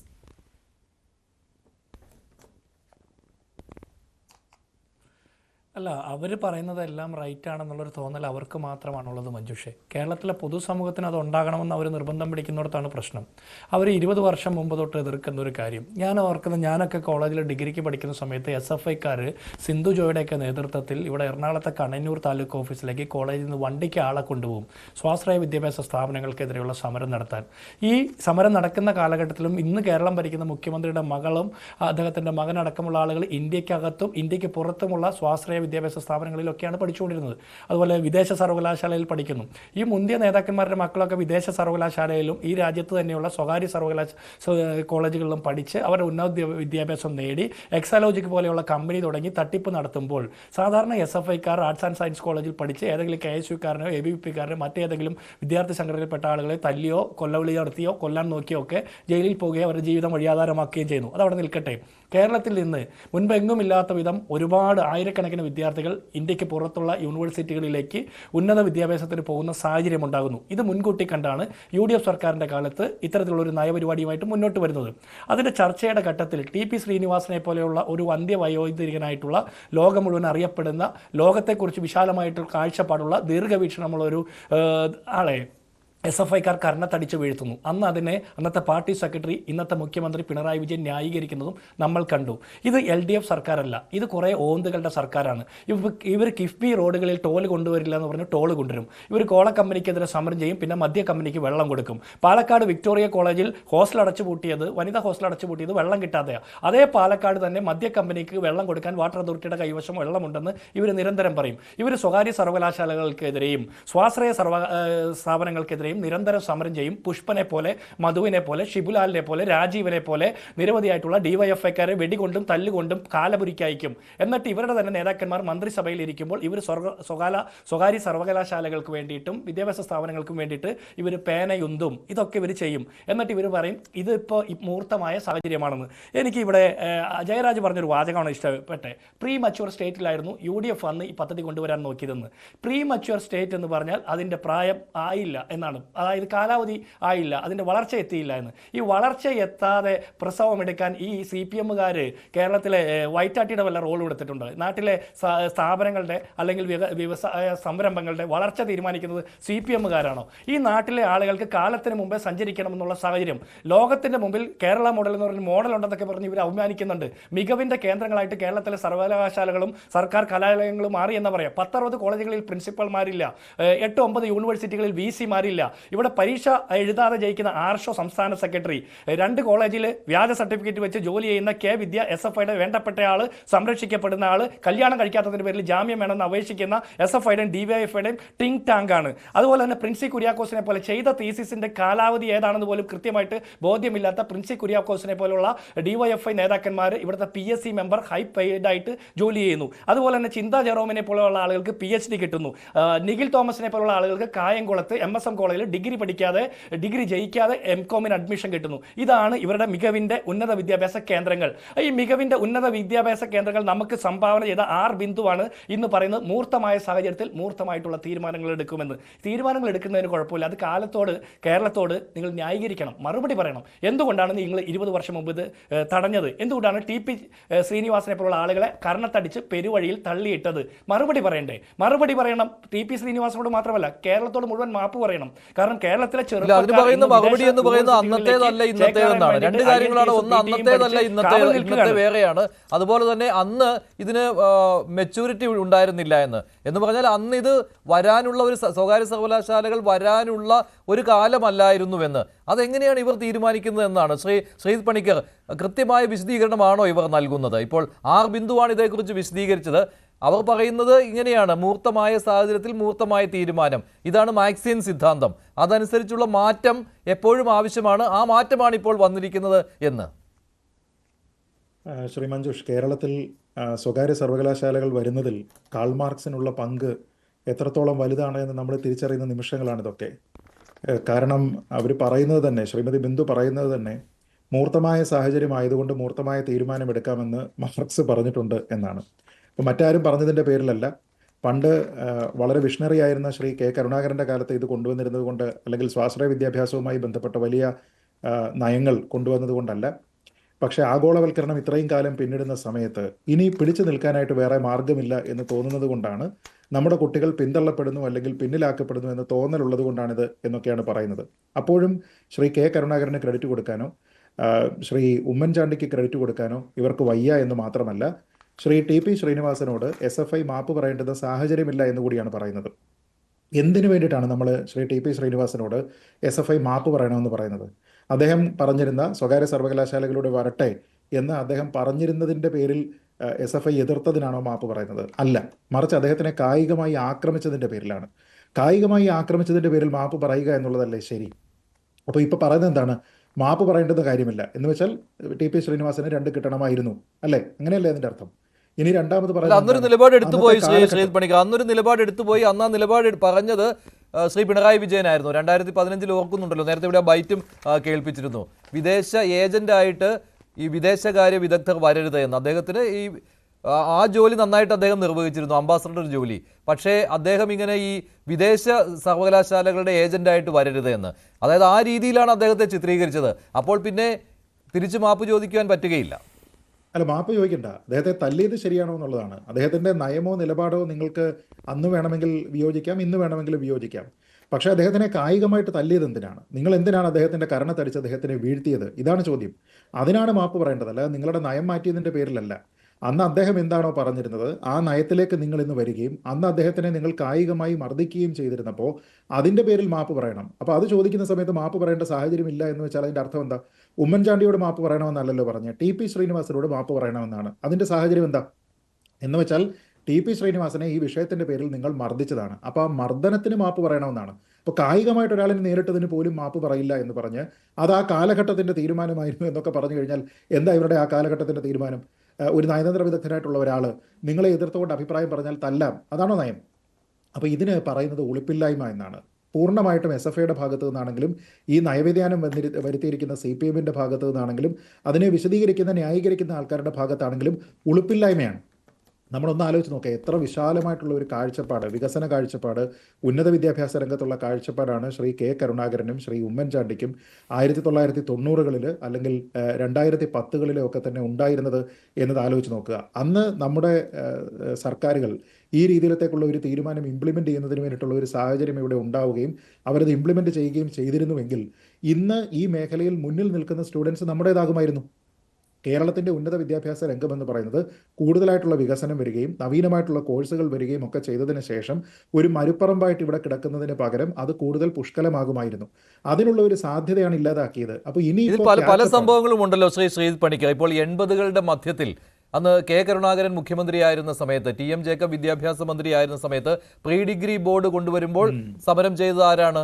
SFI ആണെന്ന് സമരം ചെയ്തത്. പിന്നെ അത് മറ്റൊരു രൂപത്തിൽ നായനാർ സർക്കാർ 1996 അധികാരത്തിൽ വരുമ്പോൾ +2 നടപ്പാക്കുകയാണ് ഉണ്ടായത്. സ്വാശ്രയ കോളേജ് വിഷയം എത്രമാത്രം സമരമായിരുന്നു ഇവിടെ നടന്നത്. അത് കഴിഞ്ഞ് ശ്രീ MA ബേബി വിദ്യാഭ്യാസ മന്ത്രി ആയിരുന്നപ്പോൾ ഞാൻ ഓർക്കുകയാണ്, അദ്ദേഹം പറയുകയാണ് ഓരോ സ്വാശ്രയ കോളേജിലും ഞങ്ങളുടെ വിജിലൻസ് സംഘം ഉണ്ടാവും, തലവരി വാങ്ങി എന്നെങ്ങാനും അറിഞ്ഞാൽ അപ്പോൾ തന്നെ ആ കോളേജുകളുടെ അപ്രൂവൽ റദ്ദാക്കുമെന്നൊക്കെ. എന്ത് സംഭവിച്ചു? ഒന്നും സംഭവിച്ചില്ല ഇവിടെ. പിന്നെ ഇങ്ങോട്ട് വന്നതിൽ ഏറ്റവും ഒടുവിലത്തെ ഉദാഹരണമായി ഇവിടെ മാറുകയാണ് സ്വകാര്യ സർവകലാശാലകളുടെയും. 20 വർഷം മുൻപ് തന്നെ വിഭാവനം ചെയ്തു. ശ്രീ ടി പി ശ്രീനിവാസൻ അല്പം മുമ്പ് പറഞ്ഞുവല്ലോ 15 വർഷം മുൻപ് തന്നെ ഇതിന്റെ പ്രപ്പോസൽ കൊടുത്തതാണെന്ന്. 10 വർഷം മുൻപ് അദ്ദേഹത്തിന്റെ കരണത്തടിക്കുകയും ചെയ്തു. ഇപ്പോൾ അത് നടപ്പാക്കുകയും ചെയ്യുന്നു. സ്വകാര്യ സർവകലാശാലകൾ നല്ലതാണെന്നുള്ള ഒരു ബോധ്യം ഇപ്പോഴാണ് ഇവർക്ക് ഉണ്ടാകുന്നത്. അല്ല, ഈ സ്വകാര്യ സർവകലാശാലകൾ നല്ലതാണ് എന്നുള്ള ഒരു ബോധ്യത്തിലേക്ക് ഇവർ എത്തുന്നതിന് കാരണം പറയുന്നുണ്ട്. ഒന്ന്, മൂർത്തമായ സാഹചര്യം ഇപ്പോഴാണ് സംജാതമായിരിക്കുന്നത്, അതുകൊണ്ട് മൂർത്തമായ തീരുമാനമെടുക്കുന്നു. രണ്ട്, നമ്മുടെ പഴയ നാടോടിക്കാറ്റ് സിനിമയിലെ ഡയലോഗാണ്, ഓരോന്നിനും അതിൻ്റെതായിട്ടുള്ള സമയമുണ്ട് ദാസ എന്ന് പറഞ്ഞുകൊണ്ടാണ് ഇപ്പോഴാണ് സമയം, പണ്ട് ആ സമയം ഉണ്ടായിരുന്നില്ല എന്ന് പറയുകയാണ്. പക്ഷെ പണ്ടായിരുന്നു ഇത് നടപ്പാക്കുന്നത് എങ്കിൽ, അതാണ് ഞാൻ നേരത്തെ പറഞ്ഞത്, ഉന്നത വിദ്യാഭ്യാസ രംഗത്ത് പ്രൈവറ്റൈസേഷൻ്റെ ഭാഗമായിട്ട് പുതിയ യൂണിവേഴ്സിറ്റികൾ ഉണ്ടായിരുന്നുവെങ്കിൽ കേരളത്തിൽ ഇപ്പോൾ വിദേശത്തേക്ക് പഠനത്തിന് പോകുന്ന ആൾക്കാരുടെ എണ്ണത്തിൽ കാര്യമായ കുറവുണ്ടാവുകയും നമ്മുടെ നാട്ടിൽ ഉന്നത വിദ്യാഭ്യാസത്തിനുള്ള കൂടുതൽ സൗകര്യങ്ങൾ ഉണ്ടാവുകയും ചെയ്യുമായിരുന്നു. അതിപ്പോൾ ഇല്ല എന്നുള്ളതാണ് സാഹചര്യം. രണ്ട്, കാലാനുസൃതമായിട്ടുള്ള മാറ്റം അനിവാര്യമെന്നാണ്. അതായത് ഈ കാലത്തിന് വേണ്ടുന്ന രീതിയിലത്തേക്കുള്ള എന്തോ ഒരു സംഭവം ഇപ്പോൾ നടന്നിരിക്കുന്നു, അപ്പോൾ നമ്മൾ മാറ്റത്തിന് വേണ്ടിയിട്ട് വരുന്നു. പിന്നെ പറയുന്നത് എന്താണ്, ഇനിയും സ്വകാര്യ സർവകലാശാലകൾ വന്നില്ല എങ്കിൽ നമ്മുടെ കുട്ടികൾ ഒറ്റപ്പെടും എന്ന് പറയുന്നു. ഒന്ന് ആലോചിച്ച് നോക്കണം. ഉന്നത വിദ്യാഭ്യാസ മന്ത്രിയാണ്, ഇതിനെ നേരത്തെ എതിർത്തിരുന്ന പാർട്ടിയുടെ പ്രതിനിധിയാണ് പറയുന്നത്, ഇനിയും നമ്മൾ അത് അക്സെപ്റ്റ് ചെയ്യാനായിട്ട് തയ്യാറായില്ല എങ്കിൽ നമ്മുടെ കുട്ടികൾ ഒറ്റപ്പെടും. രാജ്യത്ത് ഇതര സംസ്ഥാനങ്ങളിലെല്ലാം തന്നെ ഇത് വന്നിട്ടുണ്ട് എന്ന് വെച്ചാൽ മറ്റുള്ള ആൾക്കാരെല്ലാം ഇതിനെ നേരത്തെ തന്നെ സ്വീകരിച്ചു, നമ്മൾ അതിനോട് മുഖം തിരിച്ചു നിന്നു, അതുകൊണ്ട് നമ്മുടെ കുട്ടികൾ ഒറ്റപ്പെട്ടു. അതിൽ ഡോക്ടർ ബി ജയരാജ് പറഞ്ഞ ന്യായീകരണം എന്ന് പറയുന്നത് മറ്റ് സംസ്ഥാനങ്ങളിൽ എങ്ങനെയാണ് നടക്കുന്നതെന്ന് അറിയാമല്ലോ എന്നാണ്. എന്താണ് പ്രശ്നം? അല്ല, മന്ത്രി ആർ ബിന്ദു തന്നെ കോട്ട് ചെയ്യുന്നത് മറ്റ് സംസ്ഥാനങ്ങളിൽ നടപ്പിലാക്കിയതിനെ കുറിച്ചാണ്. ആണ്, തന്നെയുമല്ല, അതിനോടൊപ്പം തന്നെ പറയുന്നുണ്ട് എല്ലാ സംസ്ഥാനത്തും ഇത് ഉണ്ട് എന്ന് മാത്രമല്ല, പിടിച്ചു നിൽക്കണമെങ്കിൽ, ഇതേ വാക്കാണ് ഉപയോഗിക്കുന്നത്, പിടിച്ചു നിൽക്കണമെങ്കിൽ നമ്മൾ മാറണം, ഇനിയും നമുക്ക് ഇതിൽ നിന്ന് മാറി നിൽക്കാനായിട്ട് കഴിയില്ല എന്നാണ് പറയുന്നത്. അപ്പോൾ നേരത്തെ ശ്രീ ടി പി ശ്രീനിവാസൻ പറഞ്ഞതുപോലെ പണ്ട് കാലത്ത് ഒരുപക്ഷെ മറ്റുള്ള സംസ്ഥാനങ്ങൾ ഇതിനെപ്പറ്റി ചിന്തിക്കുന്നതിന് മുമ്പ് തന്നെ ഇതുമായി ബന്ധപ്പെട്ട സ്വാശ്രയ വിദ്യാഭ്യാസമായിക്കോട്ടെ, ഇത്തരത്തിലുള്ള സ്വകാര്യ സർവകലാശാലകളായിക്കോട്ടെ, ഇതുമായി ബന്ധപ്പെട്ട നയരൂപീകരണം ഇവിടെ കൊണ്ടുവന്നിരുന്നുവെങ്കിൽ ഇതിൻ്റെ ഏറ്റവും കൂടുതൽ ബെനിഫിഷ്യറീസ് ആകുന്ന ഇവിടെയുള്ള ആൾക്കാരായിരുന്നു. അതിനാണ് അദ്ദേഹം പറഞ്ഞത് അന്ന് കൊണ്ടുവന്നിരുന്ന വികസനത്തിൻ്റെ ബസ് നമ്മൾ മിസ് ചെയ്തു എന്ന് പറയുന്നത്. ഇപ്പോൾ എന്നിട്ട് എന്താ ചെയ്യുക? 30-35 വർഷം മുമ്പേ ആ ബസ് പോയി. ഇനിയിപ്പോൾ ആ ബസ്സിനെ നമ്മൾ ചേസ് ചെയ്യുന്നതിന് വേണ്ടിയിട്ട് ഇവിടെ സൈക്കിളിൽ ചവിട്ടുകയാണ്. ഈ ബസ്സിലേക്ക് ഇനി കയറാനായിട്ട് വിദ്യാർത്ഥികളില്ല, ഈ സൈക്കിളിൽ കൊള്ളാവുന്ന വിദ്യാർത്ഥികൾ മാത്രമേ ഉള്ളൂ. ഇവിടെ ഇപ്പോൾ എന്ത് സാഹചര്യമാണ് ഉണ്ടായത്? ഈ ഉന്നത വിദ്യാഭ്യാസ രംഗത്ത് ഞാൻ നേരത്തെ പറഞ്ഞതുപോലെ ഇതിനെ ഒരു മരുപ്പറമ്പാക്കിക്കൊണ്ട് കുട്ടികളെല്ലാവരും തന്നെ ഉന്നത വിദ്യാഭ്യാസം എന്ന് പറയുന്നതിന് പുറത്തേക്ക് പോവുകയാണ്. പ്രാഥമിക വിദ്യാഭ്യാസം ഇവിടെ പൂർത്തിയാക്കുന്നത് തന്നെ വിദേശത്തേക്ക് ഉന്നത വിദ്യാഭ്യാസത്തിന് പോവുക, അവിടെ ഒരു തൊഴിൽ കണ്ടുപിടിച്ച് അവിടെ സെറ്റിൽ ആവുക എന്നുള്ള ഒരു ഉദ്ദേശത്തിലാണ്. അങ്ങനെ ഇവിടെ നിന്ന് ആൾക്കാർ പോകുന്നതിൻ്റെ ഭാഗമായിട്ടാണ് ഇപ്പോൾ നമ്മുടെ മുഖ്യമന്ത്രി അടക്കമുള്ള ആൾക്കാർ ബ്രെയിൻ ഡ്രെയിൻ പോലെയുള്ള വാക്കുകളൊക്കെ തന്നെ ഉപയോഗിക്കുന്നത്. ഇനി അത് കഴിഞ്ഞതിന് ശേഷം നമ്മൾ ക്യാച്ചപ്പ് ഗെയിം കളിക്കുകയാണ്. ആ ക്യാച്ചപ്പിൻ്റെ ഭാഗമായിട്ടാണ് പണ്ടുണ്ടായിരുന്ന നയത്തിനെ തിരുത്തുന്നത്. അതും പൂർണ്ണമായ ബോധ്യത്തിലാണോ എന്ന് ചോദിക്കുന്ന സമയത്ത് പറയുന്നത് എന്താണ്, ഇനിയും മാറിയില്ലെങ്കിൽ നമ്മൾ ഒറ്റപ്പെടും. അതായത് നമ്മൾ ഒറ്റപ്പെടുന്നത് വരെ നമ്മൾ കാത്തിരുന്നു എന്നാണ്. ഇപ്പോൾ ഈ ബില്ലിലെ പ്രധാനപ്പെട്ട വ്യവസ്ഥകളൊന്നും ചർച്ച ചെയ്യേണ്ട സമയമായിട്ടില്ല. അതൊക്കെ ഏത് രൂപത്തിലാണ് വരുന്നത് എന്ന് അറിയുവാൻ ബാക്കി കിടക്കുകയാണ്. പിന്നെ അതിപ്പോഴേ തന്നെ എടുത്തു വെച്ച് ഇങ്ങനെയൊക്കെയാണ് ഞങ്ങൾ നിയന്ത്രണങ്ങൾ കൊണ്ടുവരുന്നു എന്നൊക്കെ പറഞ്ഞ് മേനി നടിക്കേണ്ട കാര്യമില്ല. ഇതിൽ ഏറ്റവും പ്രധാനപ്പെട്ട കാര്യം ഡോക്ടർ ബി ജയരാജ്, ഇവിടെ ജിൻഡോയും ശ്രീജിത്തും ശ്രീ ടി പി ശ്രീനിവാസനും പറഞ്ഞ പോലെ തന്നെയാണ്, ആ ബസ് നമ്മൾ മിസ്സാക്കി കളഞ്ഞു, എന്നിട്ട് അതിന് പുറകെ നമ്മളിപ്പോഴും ഓടുകയാണ്. ഈ കാലത്തിന് മുൻപേ തന്നെ ഓടുവാൻ തയ്യാറാകേണ്ട എന്ന് എന്തുകൊണ്ടാണ് CPM ഇങ്ങനെ തോന്നുന്നത്? നമ്മളാണല്ലോ ആദ്യം തന്നെ ഇത്തരം ഒരു കാര്യം വിഭാവനം ചെയ്തത്. അതിനെ നിങ്ങൾ എതിർത്ത് തോൽപ്പിച്ചിട്ട് 20 വർഷത്തിന് ശേഷം അത് ശരിയാണ് എന്ന് പറയുകയാണ്. ഇതാണ് നിങ്ങളുടെ ഇരട്ടത്താപ്പ് എന്ന് പറയുന്നത്. ഇത് മാറാതെ തരമില്ല.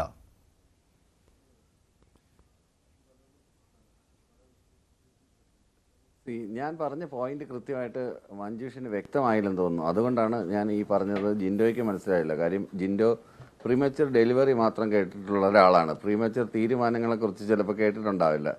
അതുകൊണ്ടായിരിക്കാം അത് അങ്ങനെ പറഞ്ഞത്. പക്ഷെ പറയുന്നതെല്ലാം മിസ്കോട്ട് ചെയ്യപ്പെടുന്നു എന്നുള്ളത് വാസ്തവമാണ്. എന്തായാലും അതവിടെ നിൽക്കട്ടെ, ഓരോരുത്തർക്കും വിശ്വസിക്കാൻ ഓരോരോ സാഹചര്യങ്ങളുണ്ട്. ശ്രീത് പണിക്കരുടെ വാക്കുകൾ കേട്ട് കഴിഞ്ഞാൽ പണ്ട് ഫാബ്ലോ നെരൂദയുടെ ഒരു കവിതയുണ്ട്, അതിനകത്ത് പറയുന്നുണ്ട്, അതിരാഴാത്ത ഗഗനത്തിന് താഴെ അവളെ വാരിയെടുത്തിതൻ കൈകളിൽ അവളെ ഞാൻ ഉമ്മ വെച്ചു തെരുതരെ എന്ന് പറഞ്ഞ കണക്കല്ല. കെ കരുണാകരനെയും ഉമ്മൻചാണ്ടിയൊക്കെ വാരിയെടുത്ത് ഉമ്മ വയ്ക്കാൻ തോന്നത്തക്ക രീതിയിലാണ് അദ്ദേഹം ഇവിടെ പ്രസന്റ് ചെയ്തത്. പക്ഷേ അത് നോളജ് വില്ലേജ് എന്ന് പറയുന്ന ഒരു സാധനമാണ്. നോളജ് വില്ലേജ് പോലൊരു സ്ഥാപനം കേരളത്തിൽ കൊണ്ടുവന്നിരുന്നെങ്കിൽ ഇപ്പം നമ്മൾ അങ്ങനെയല്ല. നമ്മൾ അറിവധികാരങ്ങളുടെ ഘടനയൊക്കെ പഠിക്കുകയാണെങ്കിൽ അങ്ങനെയല്ല. നമ്മൾ നോളജ് വില്ലേജ് എന്നുള്ള രീതിയിൽ ആളുകളുടെ ഫീസ് വാങ്ങി മാർക്കറ്റ് ചെയ്യുന്നൊരു സംഭവമല്ല. നമ്മളൊരു നോളജ് എക്കണോമി ആയിട്ട് വളരുന്നതിൻ്റെ ഭാഗമായിട്ടാണ് അത് വളരെ വ്യക്തമായിട്ട് തന്നെ നമ്മളുടെ പ്രകടന പത്രികയിലും മറ്റു കാര്യങ്ങളിലും വിദ്യാഭ്യാസത്തിൻ്റെ സെമിനാറുകളിലും ഒക്കെ വർഷങ്ങളായിട്ട് നമ്മൾ പറയുന്ന കാര്യം തന്നെയാണ്. ആ രീതിയിലാണ് വിഭാവനം ചെയ്യുന്നത്. ഇതൊരു ഇടത് ബദലാണ്. ഇവിടെ ഒരു സ്വകാര്യ, ഇപ്പം നേരത്തെ ആർ ബിന്ദു സൂചിപ്പിച്ചതുപോലെ നമ്മൾ 30 സർവകലാശാലകളോ നിങ്ങൾ എല്ലാ കാലത്തും എതിർത്ത സ്വകാര്യ സർവകലാശാലകൾ എങ്ങനെയാണ് ഇടത് ബദലാകുന്നത്? സ്വകാര്യ സർവകലാശാലകൾ എങ്ങനെയാണ് ഒരു ഇടതുപക്ഷ രീതിയിൽ നടപ്പിലാക്കേണ്ടത്? നമ്മളുടെ ടേംസ് ആൻഡ് കണ്ടീഷൻസ് അനുസരിച്ച് നടപ്പിലാക്കേണ്ടത്. ആ ടേംസ് ആൻഡ് കണ്ടീഷൻസ് എന്തൊക്കെയാണെന്ന് വളരെ വ്യക്തമായിട്ട് പറയുന്നുണ്ട്. നിങ്ങൾ വിചാരിക്കുന്നുണ്ടോ ഇത്തരം strict and terms and conditions അനുസരിച്ച് കേരളത്തിൽ നിന്നല്ലാതെ പുറത്തുനിന്ന് ഏതെങ്കിലും സ്വകാര്യ സർവകലാശാലകൾ വരുമെന്ന് ഞാൻ കരുതുന്നില്ല. അത്രയ്ക്ക് സ്ട്രിക്റ്റ് ആയിട്ടുള്ള സ്റ്റിപ്പുലേഷൻസ് ആണ് ഈ ഡ്രാഫ്റ്റ് മെഷറിനകത്ത് വെച്ചിരിക്കുന്നത്. ഒരുപക്ഷെ കേരളത്തിലുള്ള ഏതെങ്കിലും കോളേജുകൾ, ഇപ്പോൾ ക്രൈസ്റ്റ് കോളേജ് പോലുള്ള കോളേജുകൾ, അല്ലെങ്കിൽ മാറി വാനിസ് പോലുള്ള കോളേജുകൾ, അതല്ലെങ്കിൽ സേക്രഡ് ഹാർട്ട് തേവര പോലുള്ള കോളേജുകൾ ചിലപ്പോൾ പ്രൈവറ്റ് യൂണിവേഴ്സിറ്റീസ് ആവാനുള്ള സാധ്യതകളുണ്ട്. പക്ഷേ പുറത്തുനിന്ന് ആരും ഇങ്ങനെ ഒരു ഇതുമായിട്ട് കേരളത്തിലേക്ക് വരുമെന്ന് എനിക്കങ്ങനെ പ്രതീക്ഷിക്കാൻ പറ്റുന്നില്ല. കാരണം നമ്മുടെ അത്രയും സ്ട്രിഞ്ചൻ്റ് ആയിട്ടുള്ള റെഗുലേഷൻസ് ആണ് വെച്ചിരിക്കുന്നത്. ഈ റെഗുലേഷൻസ് എല്ലാം അംഗീകരിച്ചുകൊണ്ട് ഇവിടെ വന്ന് നടപ്പിലാക്കിയിട്ട് അവർക്ക് എന്ത് കിട്ടാനാണ്, എന്ത് ലാഭമാണ് അവരുണ്ടാക്കാൻ പോകുന്നത്? ഇവിടെ കൊടുക്കുന്നതിനേക്കാൾ കൂടുതൽ വിദ്യാഭ്യാസം എന്താണ്? പണം കൊടുത്താൽ വിദ്യാഭ്യാസം, കൂടുതൽ പണം കൊടുത്താൽ നല്ല വിദ്യാഭ്യാസം കിട്ടുമെന്നുള്ള കാഴ്ചപ്പാടൊക്കെ ജനത്തിന് മാറിക്കഴിഞ്ഞു. എവിടെയാണ് വിദ്യാഭ്യാസം കിട്ടുന്നത്? വിദ്യാഭ്യാസത്തിൻ്റെ അർത്ഥം എന്താണ്? ഈ നേരത്തെ ടി പി ശ്രീനിവാസ സാർ പറഞ്ഞ കണക്കോലെ വെർച്വൽ റിയാലിറ്റിയിലൂടെ അധ്യാപനം, ക്ലാസ് അധ്യാപനം, അത് നമ്മൾ ചെയ്തിട്ടുണ്ടല്ലോ. വെർച്വൽ റിയാലിറ്റി ഒന്നും ഇല്ലെങ്കിലും കോവിഡ് സമയത്ത് നമ്മൾ അങ്ങനെ ആയിരുന്നല്ലോ ബോധനം. ആ ഒരു സമയത്ത് നമ്മളിപ്പോഴും ഒരു സെമിനാർ സംഘടിപ്പിക്കുന്നുണ്ട്, ഹൈബ്രിഡ് മോഡലൊക്കെ ചെയ്യാറില്ലേ? കുറേയധികം ആളുകൾ വെർച്വൽ റിയാലിറ്റിയിലൂടെ കാണുന്നു, കുറേ പേര് നേരിട്ട് കാണുന്നു. അതൊക്കെ നമ്മൾ ചെയ്യുന്നുണ്ട്. ആൾട്ടർനേറ്റീവ് മൂവ്മെൻറ്റ് എല്ലാ രീതിയിലും ചെയ്യുന്നുണ്ട്. വിദ്യാർത്ഥികൾക്ക് ഇഷ്ടമുള്ള സബ്ജക്റ്റുകൾ തിരഞ്ഞെടുക്കാനുള്ള ചോയ്സ് ഇപ്പോൾ വിദ്യാർത്ഥികളുടെ കയ്യിലാണ്. They have A basket full of choices and they can pick from that choice എന്നുള്ളതാണ് ഇവിടെ പ്രത്യേകത. അതാണ് FIUGP-യിലൂടെ നമ്മൾ നടപ്പിലാക്കിയത്. അപ്പോൾ സ്വകാര്യ സർവകലാശാലയിൽ ഇവിടെ വന്നാൽ അവരാദ്യമേ ചെയ്യുന്നത്, വിദേശത്ത് നിങ്ങൾക്ക് പഠിക്കാൻ പോകണമെങ്കിൽ 1 വർഷം നിങ്ങൾ അവിടെ പോയി അധികം പഠിക്കേണ്ടി വരും. അതുകൊണ്ട് 4 വർഷത്തെ ഓണേഴ്സ് ഞങ്ങൾ ഓഫർ ചെയ്യും. ഇതായിരിക്കും ആദ്യത്തെ വ്യവസ്ഥ. കാരണം ഞാൻ വിദേശ സർവകലാശാലകളിൽ ജോലി ചെയ്തിട്ടുള്ള ഒരാളാണ്. ഒരു രാജ്യത്തല്ല, 2-3 അതിലേക്ക് നമ്മുടെ ചർച്ച കൊണ്ടുപോകേണ്ട. ഇതൊക്കെ നമ്മുടെ ആളായതുകൊണ്ട് തന്നെ അനുഭവവേദ്യമാകേണ്ട കാര്യങ്ങളായിരുന്നു. അതാണ് ഇല്ലാതാക്കിയത് എന്നുള്ളതാണ്. അതാണ് വിദ്യാഭ്യാസ നേരിട്ട് അതാണ് ഞാൻ പറഞ്ഞത്.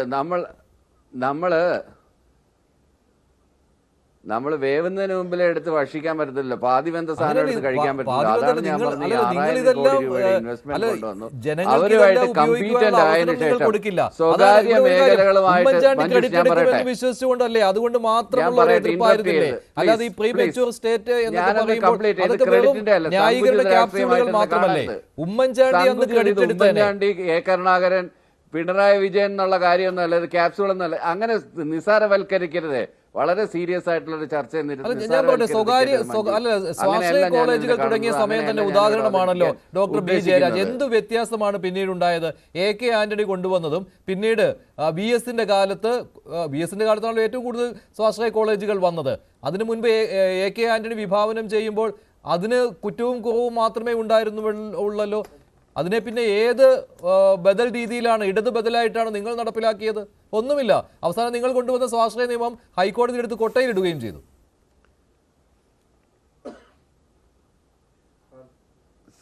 അത് നമുക്ക് വേറൊരു വിഷയത്തിൽ നമുക്ക് തീരുമാനം എടുക്കാനുള്ളതാണ്. വേറൊരു വിശാലമായ ചർച്ച തന്നെ സ്വാശ്രയ കോളേജിൻ്റെ കാര്യങ്ങളെക്കുറിച്ച് നമുക്ക് സംസാരിക്കാനായിട്ട് ഇരിക്കാം. അതിന് വേറൊരു ചർച്ച നടത്താം. ഞാൻ പറഞ്ഞുകൊണ്ടിരിക്കുന്ന പോയിന്റ് ഒന്ന് കൺക്ലൂഡ് ചെയ്തോട്ടെ. ഇതിനകത്ത് ഏറ്റവും പ്രധാനപ്പെട്ട വിഷയം സ്വകാര്യ സർവകലാശാലകളിലൂടെ വരുന്നതിനകത്താണ്. സ്വകാര്യ സർവകലാശാലകൾ വരുന്നതിന് നമ്മൾ തത്വത്തിൽ അംഗീകരിച്ചിരുന്നു നേരത്തെ തന്നെ. പക്ഷേ രണ്ടാമത്തെ കാര്യം, ഡീംഡ് യൂണിവേഴ്സിറ്റിയുടെ കാര്യങ്ങളിൽ അങ്ങനെയല്ല. അവിടെ സ്റ്റേറ്റിന് യാതൊരു നിയന്ത്രണവുമില്ല. ഇവിടെ സ്റ്റേറ്റിൻ്റെ നിയന്ത്രണത്തിൽ സ്റ്റേറ്റ് നിയമിക്കുന്ന വൈസ് ചാൻസലർ, സ്റ്റേറ്റ് നിൽക്കുന്ന ബോഡി, അവിടുത്തെ ഡിസ്ട്രിക്ട് കളക്ടർ, അവിടുത്തെ വിദ്യാഭ്യാസ വകുപ്പിൻ്റെ നോമിനി, എല്ലാവരും കൂടെ ചേർന്നിട്ടാണ് ഇവരുടെ പ്രോജക്ട് പ്രപ്പോസൽ. അതുപോലെ തന്നെ ഇവരുടെ ഗവേണിംഗ് ബോഡിയിൽ ഗവൺമെൻറ് നോമിനി ഉണ്ട്. അല്ലാതെ ഇവർക്ക് സ്വന്തമായിട്ടൊരു തീരുമാനമൊന്നും നടപ്പിലാക്കാനൊന്നും പറ്റില്ല. അതുപോലെ തന്നെ സംവരണ തത്വങ്ങൾ പൂർണ്ണമായിട്ട് പാലിക്കുന്നുണ്ടോ എന്ന് നോക്കുന്നു. അധ്യാപകർക്ക് പ്രോവിഡന്റ് ഫണ്ട് അടക്കമുള്ള കാര്യങ്ങൾ കിട്ടുന്നതെന്ന് നോക്കുന്നു. അതുപോലെ വിദ്യാർത്ഥികൾക്ക് സ്കോളർഷിപ്പുകളുടെ കാര്യങ്ങളെക്കുറിച്ച് നിഷ്കർഷ വയ്ക്കുന്നു. ഇങ്ങനെ എല്ലാ കാര്യങ്ങളിലും നമ്മൾ കൃത്യമായിട്ട് വ്യക്തമായിട്ട് ഒരു അജണ്ട സെറ്റ് ചെയ്തിട്ടാണ് സ്വകാര്യ കോളേജുകളെ ഇങ്ങോട്ട് ക്ഷണിക്കുന്നത്? ഇതൊന്നും ഇല്ലാതെ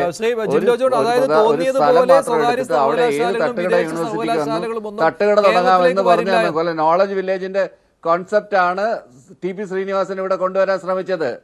അതാണ് ഞാൻ പ്രീമച്യൂർ എന്ന് പറഞ്ഞത്. അത്തരം സർവകലാശാലകളെ, അത്തരം സ്വകാര്യ ഇടങ്ങളെ നമ്മൾ സ്പെഷ്യൽ എക്കണോമിക് സോൺ എന്ന് പറയുന്നത് പോലെയുള്ള സോണുകളിൽ തട്ടുകട സർവകലാശാലകൾ കൊണ്ടുവരുന്നതിന് ആർക്കും ഒരു അഭിപ്രായമില്ല. നമ്മളുടെ ഇവിടെ റൂൾ ആൻഡ് റെഗുലേഷൻസ് അനുസരിച്ചല്ല ഇവിടെ നടത്തേണ്ടത്, നമ്മുടെ റൂൾസ് ആൻഡ് റെഗുലേഷൻസ് അനുസരിച്ചാണ്. ശരി. അല്ല, ഞാനേ അദ്ദേഹം പറഞ്ഞ ഒരു വാചകമുണ്ട് മഞ്ജുഷേ, അദ്ദേഹം പറഞ്ഞൊരു വാചകമുണ്ട്, വേവുന്നതിന് മുമ്പ് ഭക്ഷിക്കാൻ പാടില്ലെന്ന്. ഇവർ വേവുന്നത് തീരുമാനിക്കുന്ന കേരളത്തിലെ CPM. ഇവിടെ എന്ത് പ്രവർത്തനങ്ങൾ വന്നാലും അതിൻ്റെ വേവ് തീരുമാനിക്കുന്ന CPM. ഇവർ വേവ് തീരുമാനിക്കുമ്പോഴത്തേനും വിശക്കുന്നവർ പുറത്തേക്ക് പോവുക, അന്യ സംസ്ഥാനങ്ങളിലേക്ക് പോകുന്നു, അന്യ രാജ്യങ്ങളിലേക്ക് പോകുന്നു. അപ്പോൾ ഇവർ എന്ത് സാധനമായിട്ട് ഇവിടെ ഇരിക്കുന്ന സമയത്ത് ഇത് തിന്നാൻ ആളില്ലാത്ത അവസ്ഥ വരും. അതിൻ്റെ കാരണം ഈ ഉന്നത വിദ്യാഭ്യാസ മന്ത്രി നിയമസഭയിൽ പറഞ്ഞ കണക്ക് പ്രകാരം കഴിഞ്ഞ വർഷം, അതായത് 2024 ഒക്ടോബർ 11 നിയമസഭയിൽ പറഞ്ഞ മറുപടി പ്രകാരം കേരള യൂണിവേഴ്സിറ്റിയിൽ 39.1% സീറ്റ് വേക്കൻ്റാണ്. MG യൂണിവേഴ്സിറ്റിയിൽ 55% സീറ്റ് വേക്കൻ്റാണ്. കാലിക്കറ്റ് യൂണിവേഴ്സിറ്റിയിൽ 35% സീറ്റുകൾ വേക്കൻ്റാണ്. കണ്ണൂർ യൂണിവേഴ്സിറ്റിയിൽ 38% സീറ്റുകൾ വേക്കൻ്റാണ്. അതായത് കേരളത്തിലെ യൂണിവേഴ്സിറ്റികളിൽ കിട്ടുന്ന സീറ്റുകളിൽ 41.31% സീറ്റുകൾ വേക്കൻ്റാണ് എന്ന് പറഞ്ഞാൽ കേരളത്തിലെ ഉന്നത വിദ്യാഭ്യാസ സ്ഥാപനങ്ങളിൽ പഠിക്കാൻ പകുതിയോളം ആളുകൾ വരുന്നില്ല. ഈ 20 വർഷം കൊണ്ട് ഇവർ നടത്തിയ മികവിൻ്റെ കേന്ദ്രങ്ങളിലേക്ക് ആരും വരുന്നില്ല എന്നുള്ള തിരിച്ചറിവ് വേണം. അതിൻ്റെ ഒന്നാമത്തെ പ്രതി ഈ CPM-ഉം SFI-ക്കാരുമാണ്. അതാണ് ഇവർ സൃഷ്ടിച്ച ഇടത് ബദൽ. കേരളത്തിലെ യൂണിവേഴ്സിറ്റികളിലും കേരളത്തിലെ സർക്കാർ കോളേജുകളിലും എയ്ഡഡ് കോളേജുകളിലും ഇവന്മാരെ പേടിച്ച് പഠിക്കാൻ വരാതെ കടം മേടിച്ച് വീട് പണയം വെച്ച് പറമ്പ് വിറ്റ് ആളുകളും കുട്ടികളും ഒക്കെ വിദേശത്തേക്ക് പോവുകയാണ്, എങ്ങനെയെങ്കിലും രക്ഷപ്പെടാൻ വേണ്ടി. അങ്ങനെ പോകുന്നവരെയാണ് ഇവരുടെ പോളിറ്റ് ബ്യൂറോ മെമ്പർ വിജയരാഘവൻ വിദേശത്ത് പാത്രം കഴുകാൻ പോകുന്നവരെന്ന് കളിയാക്കിയത്. ഇനി ഇവർ മാപ്പ് പറയേണ്ടത് TP ശ്രീനിവാസനോട് മാത്രമല്ല. ഞാൻ വീണ്ടും പറയുന്നു, 10-20 വർഷക്കാലം ഇവർ ഈ കേരളത്തിലെ ഉന്നത വിദ്യാഭ്യാസത്തെ പിന്നോട്ടടിച്ചതിന് 2 തലമുറയോട് ഇവർ മാപ്പ് പറയണം. 2 തലമുറയിൽപ്പെട്ട ചെറുപ്പക്കാർക്ക് ഉന്നത വിദ്യാഭ്യാസത്തെ മാറുന്ന കാഴ്ചപ്പാടിന് അനുസരിച്ച്, ലോകത്തിന്റെ വീക്ഷണഗതി മാറുന്നതിനനുസരിച്ചിട്ടുള്ള സൗകര്യങ്ങൾ കിട്ടാതെ, വിദ്യാഭ്യാസ രംഗത്തെ അടിസ്ഥാന സൗകര്യങ്ങൾ ഒരുക്കി കൊടുക്കാതെ അവരുടെ ഭാവി പിന്നോട്ടടിച്ചതിന് കൂടി ഇവർ മാപ്പ് പറയണം. ഇവർക്ക് കാഴ്ചപ്പാടില്ല, ഇവരുടെ പാർട്ടിക്ക് ദീർഘവീക്ഷണമില്ല. ആരെന്ത് കൊണ്ടുവന്നാലും അതിനെ എതിർക്കുക എന്നുള്ളതാണ് ഇവരുടെ ഒരു ഐഡന്റിറ്റി ക്രൈസിസ്. അതാണ് ഇവർക്ക് പുതിയതായിട്ടൊന്നും പറയാനില്ലാത്തത് കൊണ്ട് ആരെന്ത് കൊണ്ടുവന്നാലും അതിനെ എതിർക്കും. കമ്പ്യൂട്ടർ വന്നപ്പോൾ എതിർത്തു, ട്രാക്ടർ വന്നപ്പോൾ എതിർത്തു, അങ്ങനെ ഓരോന്നിനും എതിർത്ത ചരിത്രം നമ്മുടെ മുമ്പിലുണ്ട്. ഇന്ന് AI-നെ എതിർക്കുന്നു. CPM-ന്റെ സംസ്ഥാന സെക്രട്ടറി ഒരു കാര്യവുമില്ലാതെ, യാതൊരു വെളിവും ഇല്ലാതെ കണ്ട വേട്ടാവളിയന്മാരെ പോലെ AI-ക്കെതിരെ നിരന്തരം പറഞ്ഞുകൊണ്ടിരിക്കുക. ഇവർ മധുര മനോജം എന്ന് വാഴ്ത്തിപ്പാടുന്ന ചൈന AI രംഗത്ത് ഒരുപാട് മുന്നോട്ട് പോയി കഴിഞ്ഞു, ബഹുദൂരം മുന്നോട്ട് പോയി കഴിഞ്ഞു. അപ്പോൾ ഇവിടെ AI-ക്കെതിരെ നിരന്തരം പ്രചരണം നടത്തിക്കൊണ്ടിരിക്കുക CPM-ന്റെ സംസ്ഥാന സെക്രട്ടറി. കുറെ കഴിയുമ്പോൾ അത് തിരുത്തി പറയും. ഇവർ തിരുത്തുന്നതിനനുസരിച്ചിട്ട്, ഇവരുടെ നിലപാട് മാറ്റുന്നതിനനുസരിച്ചിട്ട് കേരളം പുറകോട്ട് പോകേണ്ട ആവശ്യമുണ്ടോ? അപ്പോൾ ഇവർ നല്ല പ്രതിപക്ഷമല്ല, നല്ല ഭരണപക്ഷമല്ല. ഈ കേരളത്തിന്റെ ചരിത്രം പരിശോധിച്ചാൽ CPM എന്ന് പറഞ്ഞ പാർട്ടിയും ഇവരുടെ മുന്നണിയും കേരളത്തിന്റെ ചരിത്രത്തിൽ നല്ല പ്രതിപക്ഷവുമായിരുന്നില്ല, നല്ല ഭരണപക്ഷവുമായിരുന്നില്ല. സമസ്ത മേഖലയിലും നമ്മുടെ വികസന പ്രവർത്തനങ്ങളെ, നമ്മുടെ കാലാതീതമായിട്ടുള്ള കാഴ്ചപ്പാടുകളെ പിന്നോട്ടടിക്കാൻ മാത്രമേ ഇവരുടെ രാഷ്ട്രീയ താല്പര്യം കൊണ്ട്, സമരം കൊണ്ട് സാധിച്ചിട്ടുള്ളൂ. SFI മാത്രമല്ല, CPM എന്ന് പറഞ്ഞ പാർട്ടിയും കേരളത്തിന്റെ പൊതുമനസാക്ഷിയോട് മാപ്പ് പറയണം. അക്കാദമിക് സിറ്റിയുടെ കാര്യത്തിലാണ് അവർ ഇപ്പോൾ ഡിഫൻസ് കാണിക്കുന്നത്. അതായത് അന്ന് TP ശ്രീനിവാസനെ തല്ലാനുണ്ടായ, കരണത്തടിക്കുവാനുള്ള കാരണം അതായിരുന്നു എന്നാണ്. അതല്ലാതെ ഈ സ്വകാര്യ സർവകലാശാലകളുടെ വരവോ അങ്ങനെയുള്ള കാര്യങ്ങളല്ല ഇപ്പോൾ പറയുന്നത്. അന്നത്തെ ഈ നോളജ് സിറ്റി അല്ലെ, അക്കാദമിക് സിറ്റി, ആ കാര്യമാണ്. അല്ല മഞ്ജുഷ, ഞാൻ ചോദിക്കട്ടെ, എനിക്കിപ്പോൾ കേരളത്തിലെ ഈ CPM-ന്റെ നയത്തിനോട് എതിർപ്പുണ്ട്. നമ്മൾ ആരെങ്കിലും ഉന്നത വിദ്യാഭ്യാസ മന്ത്രി R ബിന്ദുവിൻ്റെ കരണക്കുറ്റി അടിച്ച് പൊളിച്ച് താഴെ ഇടുവോ? ഇവർക്ക് ആരാ അടിക്കാൻ അധികാരം കൊടുത്തിരിക്കുന്നത്? SFI-ക്കാർ ആരാ തല്ലാനായിട്ട്? ഇവർക്ക് നയപരമായിട്ട് എതിർപ്പുണ്ടെങ്കിൽ അതിനെ നയപരമായിട്ട് എതിർത്ത് ക്യാമ്പയിൻ ചെയ്തല്ലേ അവസാനിപ്പിക്കണ്ടേ? ഇവർ ഗവർണറെ തടയും, ഗവർണറെ തല്ലും, കേരളത്തിലെ ഉമ്മൻചാണ്ടിയെ കല്ലെറിയും, തല്ലും, മുഖ്യമന്ത്രിയെ തല്ലും, ഇവരെല്ലാവരും തല്ലും. എന്നിട്ട് ഇവർക്ക് ആർക്കെങ്കിലും ഒരു ചൊറിച്ചിൽ പറ്റിക്കഴിഞ്ഞാൽ അപ്പോൾ ഇവർക്ക് അറിയും ജനാധിപത്യം തകർക്കപ്പെട്ടു എന്ന്. ഞാൻ ചോദിക്കട്ടെ, കൂത്തുപറമ്പിലെ രക്തസാക്ഷികളെ എന്തിനാണ് ഇവർ കാലപുരിക്ക് അയച്ചത്? ഇവർ സഹകരണ മേഖലയിൽ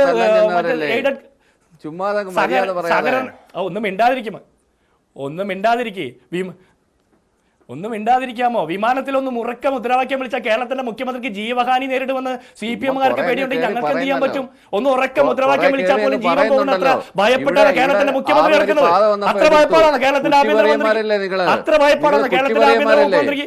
നിങ്ങൾ കൂടുതൽ പറയാതെ ജിൻഡോ, നിങ്ങൾ കൂടുതൽ കയറിയ രാഷ്ട്രീയം പറയാതെ. ഞങ്ങൾ നിങ്ങൾ കുറ്റിപ്പറിയന്മാരല്ലേ? നിങ്ങൾ കേരളത്തെ കുറിച്ച് പറയുന്നെങ്കിൽ പാവപ്പെട്ടവരുടെ വീടിന്റെ പാതക്കെതിരെ സമരം ചെയ്തവരല്ലേ? നിങ്ങൾ കെ4-എതിരെ സമരം ചെയ്തവരല്ലേ? നിങ്ങൾ എല്ലാ വികസന പദ്ധതികൾക്കെതിരെ സമരം ചെയ്യുന്നവരല്ലേ? നിങ്ങളാണ് ക്രിയാത്മകമായ പ്രതിപക്ഷം. നിങ്ങൾ മണ്ണാങ്കട്ടയാണ്. നിങ്ങളാണ് ഏറ്റവും വലിയ വികസന വിരോധികൾ. ജിൻഡോ, അത് പറഞ്ഞങ്ങ് പോകരുത്. അത് കുറെ നേരം കൊണ്ട് ഞാൻ ക്ഷമിച്ചൂടെ കേട്ടുകൊണ്ടിരിക്കുന്നു. മര്യാദക്ക് സംസാരിക്കണം. മര്യാദക്ക് സംസാരിക്കണം. കക്കാൻ വേണ്ടി കൊണ്ടുവരുന്ന പരിപാടികളെ ഞങ്ങൾ എതിർക്കും. നിങ്ങൾ കക്കാൻ വേണ്ടി കൊണ്ടുവരുന്ന പരിപാടി ഞങ്ങൾ എതിർക്കും. അതിലേക്ക് വരൂ. സ്വാശ്രയ കോളേജ് സമരത്തെ കുറിച്ചാണല്ലോ പറഞ്ഞത്. അതായത് സഖാവ് പുഷ്പനെ മറന്നോ എന്നുള്ള ചോദ്യമല്ലേ താങ്കൾ ഉന്നയിക്കാൻ പോകുന്നത്?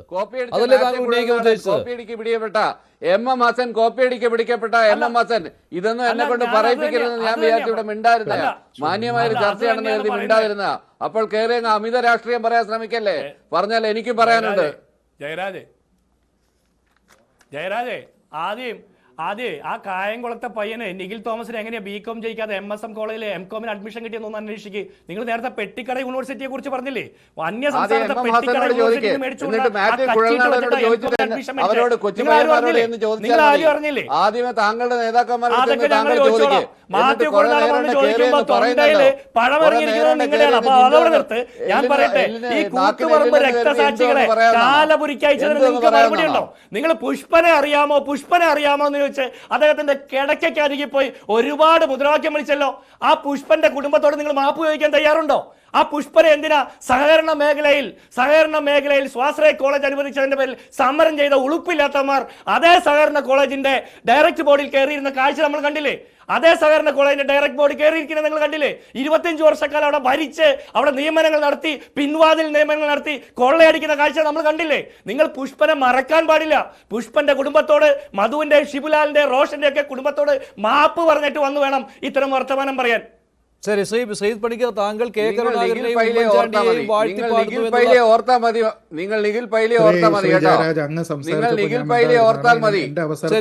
താങ്കൾ കെ കരുണാകരനെയും ഉമ്മൻചാണ്ടിയെയും ഇതിന്റെ പേരിൽ, ഈ ഉന്നത വിദ്യാഭ്യാസത്തിന്റെ പേരിൽ വാഴ്ത്തിപ്പാടുന്നു എന്നുള്ള വിമർശനമാണ് ഇവിടെ ജയരാജ് ഉന്നയിച്ചത്. സോറി. ശരി, ശ്രീ ജയരാജ് ഇവിടെ അതിനെപ്പറ്റി സമർത്ഥിക്കുന്നതിന് നെരൂദയുടെ കവിത, ശ്രീ ബാലചന്ദ്രൻ ചുള്ളിക്കാടിന്റെ വിവർത്തനം, അതാണ് അദ്ദേഹം ഇവിടെ പറഞ്ഞത്.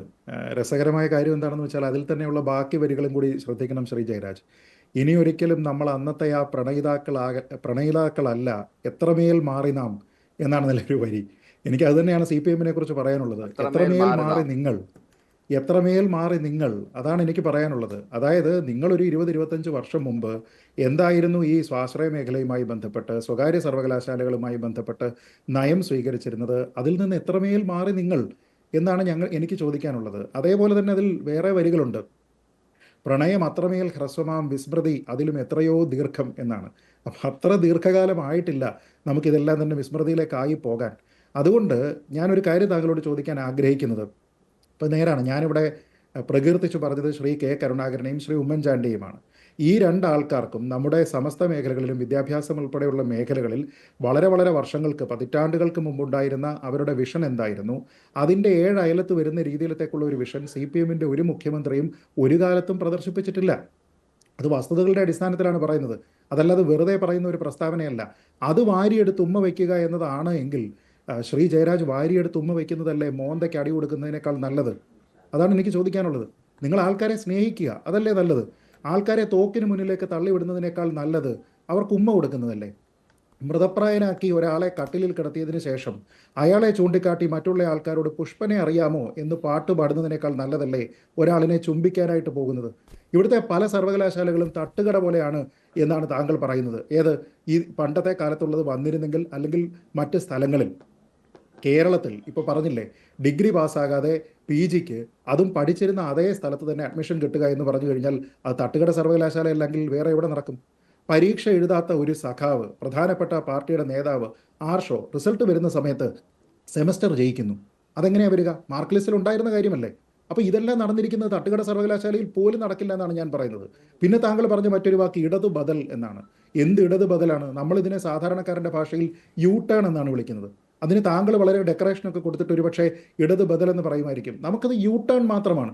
കാരണം മറ്റുള്ള ആൾക്കാർ എത്രയോ കാലം മുമ്പേ പറഞ്ഞിരുന്ന, ആ സമയത്തെല്ലാം തന്നെ ഇത് കൊണ്ടുവന്നിരുന്ന മുഖ്യമന്ത്രിയെയും അന്നത്തെ വിദ്യാഭ്യാസ മന്ത്രിയെയും ഒക്കെ തന്നെ എത്ര പണം മേടിച്ചിട്ടാണ് നിങ്ങൾ ഇതിനെയൊക്കെ ഇവിടെ കൊണ്ടുവരാൻ ശ്രമിക്കുന്നത് എന്ന് ചോദിച്ചിരിക്കുന്ന ആൾക്കാർ ഇന്ന് കല്യാശ്ശേരി MLA ആയിട്ട് ശ്രീ വിജിൻ അവിടെ ഇരിപ്പുണ്ടല്ലോ. അപ്പോൾ അദ്ദേഹം പറയണ്ടേ എത്ര പണം മേടിച്ചതിന് ശേഷമാണ് ഇന്നത്തെ വിദ്യാഭ്യാസ മന്ത്രി ആയിക്കോട്ടെ അല്ലെങ്കിൽ ഇന്നത്തെ മുഖ്യമന്ത്രി ആയിക്കോട്ടെ ഈ നയം മാറ്റി ഇവിടെ സ്വകാര്യ സർവകലാശാലകളെ കൊണ്ടുവരുന്നത് എന്നത് പറയണ്ടേ? പിന്നെ താങ്കൾ ഉപയോഗിച്ച ഒരു ഉപമ വേവുന്നതിന് മുമ്പ് കഴിക്കാൻ നോക്കുന്നു എന്നാണ്. ഞാൻ അങ്ങനെയല്ല പറയുന്നത്. വേവുന്ന സമയത്ത് ചോറ് കലത്തിലേക്ക് അടുപ്പിലെ ചാരമെടുത്തിടുന്നതിന് തുല്യമായിട്ടുള്ള നടപടിയാണ് ചെയ്തത്. അന്ന് നിങ്ങളുടെ പ്രസ്ഥാനം ഇതിനെ എതിർത്തിരുന്നില്ല എങ്കിൽ ഇന്ന് ഒരുപക്ഷെ ഈ സ്വകാര്യ സർവകലാശാലകളുമായി ബന്ധപ്പെട്ടാണെങ്കിലും സ്വാശ്രയ മേഖലയുമായി ബന്ധപ്പെട്ടാണെങ്കിലും ഇന്ത്യയിലെ ഫ്രണ്ട് റണ്ണേഴ്സായിട്ട് ഉണ്ടാകുമായിരുന്നത് കേരളത്തിലുള്ള വിദ്യാർത്ഥികളും കേരളത്തിലുണ്ടാകുന്ന സ്ഥാപനങ്ങളുമായിരുന്നു. ഇന്ന് വിദ്യാഭ്യാസ മന്ത്രി പറയുന്നതിൽ തന്നെ അതിൻ്റെ കൺഫെഷനുണ്ട്. അവർ പറയുന്നുണ്ട് മറ്റുള്ള മേഖലകളിലെല്ലാം തന്നെ പുരോഗതി വന്നു, ഇനിയും നമുക്ക് മാറി നിൽക്കാൻ കഴിയില്ല, കാരണം നമ്മുടെ കുട്ടികൾ പിന്നാക്കം വരികയാണ്, അവർ തഴയപ്പെടുകയാണ് എന്ന് വെച്ച് കഴിഞ്ഞാൽ ആ ഘട്ടം വരെ നമ്മളിവിടെ കാത്തിരുന്നില്ലേ? ആ ഘട്ടം വരെ നമ്മളിവിടെ കാത്തിരുന്നതിന് ശേഷം ഇപ്പോൾ ഒരു നയമാറ്റം വരുത്തിയതിന് ശേഷം ഇത് കൊണ്ടുപോകുമ്പോൾ നമുക്ക് ഈ ചോദിക്കുന്ന ചോദ്യങ്ങളെല്ലാം സ്വാഭാവികമല്ലേ? എന്തിനു വേണ്ടിയിട്ടാണ് പുഷ്പൻ അവിടെ കിടന്നു പോയത് എന്ന ചോദ്യം സ്വാഭാവികമല്ലേ? ഞാൻ കരുതുന്നത് ഒരുപക്ഷെ പുഷ്പൻ ചെയ്തിരുന്ന ഏറ്റവും വലിയ പുണ്യപ്രവൃത്തി കൊണ്ടാണ് ഇങ്ങനെയുള്ള പല മാറ്റങ്ങളും വരുന്നതിന് മുമ്പ് തന്നെ അദ്ദേഹം ഈ ലോകത്ത് നിന്ന് യാത്രയായത്. അതല്ലെങ്കിൽ അദ്ദേഹത്തിന് എത്രത്തോളം മാനസിക വിഷമം ഇതൊക്കെ നടക്കുന്ന സമയത്ത് ഉണ്ടാകുമായിരുന്നു എന്ന് ആലോചിച്ച് നോക്കൂ. അദ്ദേഹത്തിൻ്റെ ജീവിതം മുഴുവൻ അദ്ദേഹം ഒരു പ്രസ്ഥാനത്തിന് വേണ്ടി കൊടുത്തതിന് ശേഷം ഏതാണ്ട് 30 വർഷം മൃതപ്രായനായിട്ട് ബെഡ്റിഡനായിട്ട് അങ്ങനെ കിടക്കുകയാണ്. പിന്നെ അദ്ദേഹത്തിനെ പറ്റി പാട്ടുകൾ എഴുതുന്നതിനും നൃത്തം കളിക്കുന്നതിനും വേണ്ടിയിട്ട് മാത്രം പോയിരിക്കുന്ന ഒരു പ്രസ്ഥാനം എന്തുകൊണ്ടാണ് നയപരമായിട്ടുള്ള കാര്യങ്ങളിൽ അതിൽ ഉറച്ചു നിൽക്കാതിരുന്നത്? അതല്ല എങ്കിൽ ഇവിടെ TP ശ്രീനിവാസനോട് മാപ്പ് പറയണ്ട, ഇവിടെയുള്ള വിദ്യാർത്ഥികളോട് മാപ്പ് പറയണ്ട, ഉമ്മൻചാണ്ടിയോടോ K കരുണാകരനോടോ മാപ്പ് പറയണ്ട, പുഷ്പന്റെ മുന്നിലെങ്കിലും മാപ്പ് പറയണ്ടേ? ശരി, പുഷ്പനെ എവിടെയാണോ അടക്കം ചെയ്തിരിക്കുന്നത് അവിടെ പോയി മാപ്പ് പറയണ്ടേ? അതുപോലെ തന്നെ അന്ന് TP ശ്രീനിവാസനെ വിദേശ ഏജന്റ് എന്ന് വിശേഷിപ്പിച്ചു. അപ്പോൾ ഈ സമയത്ത് സ്വകാര്യ സർവകലാശാലകൾ കൊണ്ടുവരുമ്പോൾ ആ കൊണ്ടുവരുന്ന മുഖ്യമന്ത്രിയെയും മന്ത്രിമാരെയും അതേ രീതിയിൽ തന്നെ സംബോധന ചെയ്യേണ്ടി വരില്ലേ? അന്ന് പിണറായി വിജയനാണ് TP ശ്രീനിവാസനെ വിദേശ ഏജന്റായി ചിത്രീകരിച്ചത്.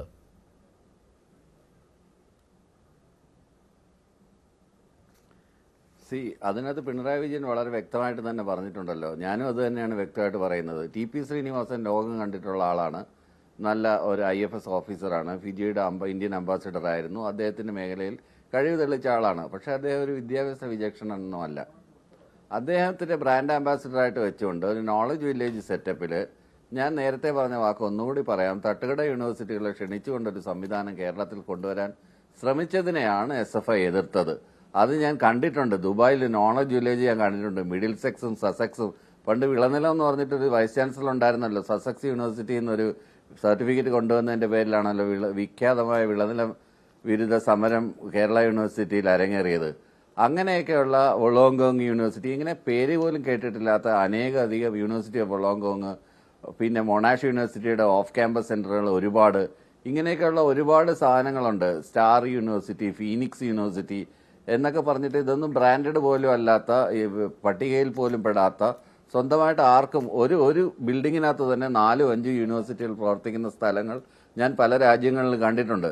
ഇപ്പോൾ കൊളംബിയൻ യൂണിവേഴ്സിറ്റി, പിന്നെ മെക്സിക്കൻ യൂണിവേഴ്സിറ്റി എന്നൊക്കെ പറഞ്ഞിട്ട് ഓണററി ഡോക്ടറേറ്റ് ഒക്കെ കൊടുക്കുന്ന ചില സ്ഥാപനങ്ങളില്ലേ, അതുമാതിരിയുള്ള സ്ഥാപനങ്ങളെ അത് വിദ്യാഭ്യാസ കച്ചവടത്തിന്റെ ഭാഗമാണ്. ആളുകൾക്ക് കാശ് കൊടുത്ത് ബിരുദം മേടിക്കാൻ പറ്റുന്ന ഒരവസ്ഥയാണ്. എന്താണ് ഷാഹിദ കമാലിന്റെ ഡോക്ടറേറ്റ് എന്തെങ്കിലും ചോദിച്ചിരുന്നോ? വ്യക്തമായല്ലോ, ഒന്നുകൂടെ ആവർത്തിക്കാൻ. ആ ഷാഹിദ കമാലിന്റെ ഇതുമാതിരി എന്തോ യൂണിവേഴ്സിറ്റി ആണെന്ന് ഞാൻ കേട്ടിട്ടുണ്ട്. അതിനൊന്നും ഞാൻ അംഗീകരിക്കുന്നില്ല. ഇത്തരം ഓണററി ഡോക്ടറേറ്റുകളെ ഒന്നും ഞാൻ അംഗീകരിക്കുന്നില്ല. അത് പൂർണ്ണമായിട്ട് ഇപ്പോൾ ആര് തെറ്റ് കാണിച്ചാലും തെറ്റ് കാണിക്കുന്നതിന് എന്താണ്, അത് ഹസൻ കാണിച്ചാലും അത് അങ്ങനെ തന്നെയാണ്, മാത്യു കുഴൽനാടൻ കാണിച്ചാലും അങ്ങനെ തന്നെയാണ്, അതുപോലെ തന്നെ വേറെ ആര് കാണിച്ചാലും, ഈ നേരത്തെ കായംകുളം കോളേജിലെ പയ്യൻ കാണിച്ചു തന്നാലും അത് തന്നെയാണ്. പക്ഷേ അവരാരും ചെയ്തിട്ടില്ല, ഇവർ മാത്രമേ ചെയ്യുന്നുള്ളൂ എന്ന് പറയുന്ന ന്യായത്തിനെയാണ് ഞാൻ എതിർത്തത്. അപ്പോൾ ഇത്തരം ഓണററി യൂണിവേഴ്സിറ്റീസ് കൊടുക്കുന്ന അങ്ങനെയുള്ള സ്ഥാപനങ്ങൾ ഒരുപാടുണ്ട്, ഇന്ത്യക്ക് പുറത്ത് ഒരുപാട് സ്ഥലങ്ങളിലുണ്ട്. ഇതിനെ എല്ലാം കൂടെ ചേർത്തിട്ട് ഒരു ഹബ്ബാക്കിയിട്ടാണ് ഈ നോളജ് വില്ലേജ് എന്ന് പറഞ്ഞിട്ട് ഒരു കോൺസെപ്റ്റായിട്ട് ദുബായിൽ ഇത് സ്റ്റാർട്ട് ചെയ്യുന്നത്. അപ്പോൾ ഞാൻ അവിടെ പോയി കണ്ട് ഇത് കൃത്യമായിട്ട് മനസ്സിലാക്കിയതാണ്. എങ്ങനെയാണ് ആളുകൾക്ക് പ്രൊമോഷന് വേണ്ടിയിട്ട് ഒരു സർട്ടിഫിക്കറ്റ് ഒപ്പിച്ചു കഴിഞ്ഞാൽ ഒരു കമ്പനിയിൽ ജോലി എങ്ങനെ മുന്നോട്ട് പോകും. അപ്പോൾ അത്തരം ഒരു കോൺസെപ്റ്റ് കേരളത്തിൽ നടപ്പിലാക്കുന്നതിനെയാണ് ശ്രീത് പണിക്കർ ഇവിടെ പറഞ്ഞ ഭയങ്കര vision and mission of K Karunakaran and mister Oommen Chandy എന്നൊക്കെ ഇവിടെ ആലങ്കാരികമായിട്ട് അവരെ പുകഴ്ത്തി ഇങ്ങനെ പറഞ്ഞത്. അങ്ങനെ വിഷനുള്ള ഭരണാധികാരികൾ ഉണ്ടായിട്ടുണ്ടോ? അങ്ങനെ വിഷനുള്ള ആളുകൾ ഇവിടെ ഉണ്ടായിട്ടുണ്ടോ? അച്യുതമേനോനും നായനാരും VS അച്യുതാനന്ദനും പിണറായി വിജയൻ അടക്കമുള്ള പ്രഗത്ഭരും പ്രതിഭാശാലികളുമായ ഇഷ്ടംപോലെ മുഖ്യമന്ത്രിമാരുണ്ടായിട്ടുണ്ട്. ജോസഫ് മുണ്ടശ്ശേരി തൊട്ട് MA ബേബി വരെയുള്ള വിദ്യാഭ്യാസ മന്ത്രിമാരിവിടെ ഉണ്ടായിട്ടുണ്ട്. അവരാരും കേരള സമൂഹത്തിൽ ചെയ്തതൊന്നും ഒന്നുമല്ല. ഈ രണ്ട് വ്യക്തികളാണ് വിഷനും ഉള്ളവരെന്നൊക്കെ പറഞ്ഞു കഴിഞ്ഞാൽ മലർന്നു കിടക്കുന്നത് തുപ്പുന്നതിന് തുല്യമാവും ശ്രീജിത്ത് പണിക്കരെന്ന് എനിക്ക് അതിനെക്കുറിച്ച് പറയാനുള്ളൂ. അതുപോലെ തന്നെ നമ്മൾ സംസാരിച്ചിട്ടുന്ന വിഷയം ഇതൊന്നും അല്ലല്ലോ. ആരെയും പുകഴ്ത്താനും ഇകഴ്ത്താനും ഒന്നുമല്ല. അവരൊക്കെ അവരവരുടേതായ മേഖലകളിൽ ഖ്യാതി തെളിയിച്ചവരാണ്. ആ ഖ്യാതി എന്തിന്റെയൊക്കെ പേരിലാണെന്ന് നമ്മൾ അന്വേഷിച്ചു കഴിഞ്ഞാൽ ചരിത്രം അത് കൃത്യമായിട്ട് രേഖപ്പെടുത്തി വെച്ചിട്ടുണ്ട്.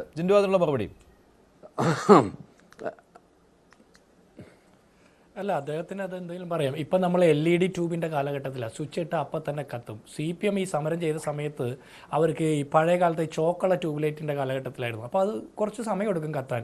ഇവർക്ക് കത്തി വരുമ്പോഴത്തേനും കാര്യങ്ങളൊക്കെ കഴിഞ്ഞ ആളുകൾ പോയിട്ടുണ്ടാവും.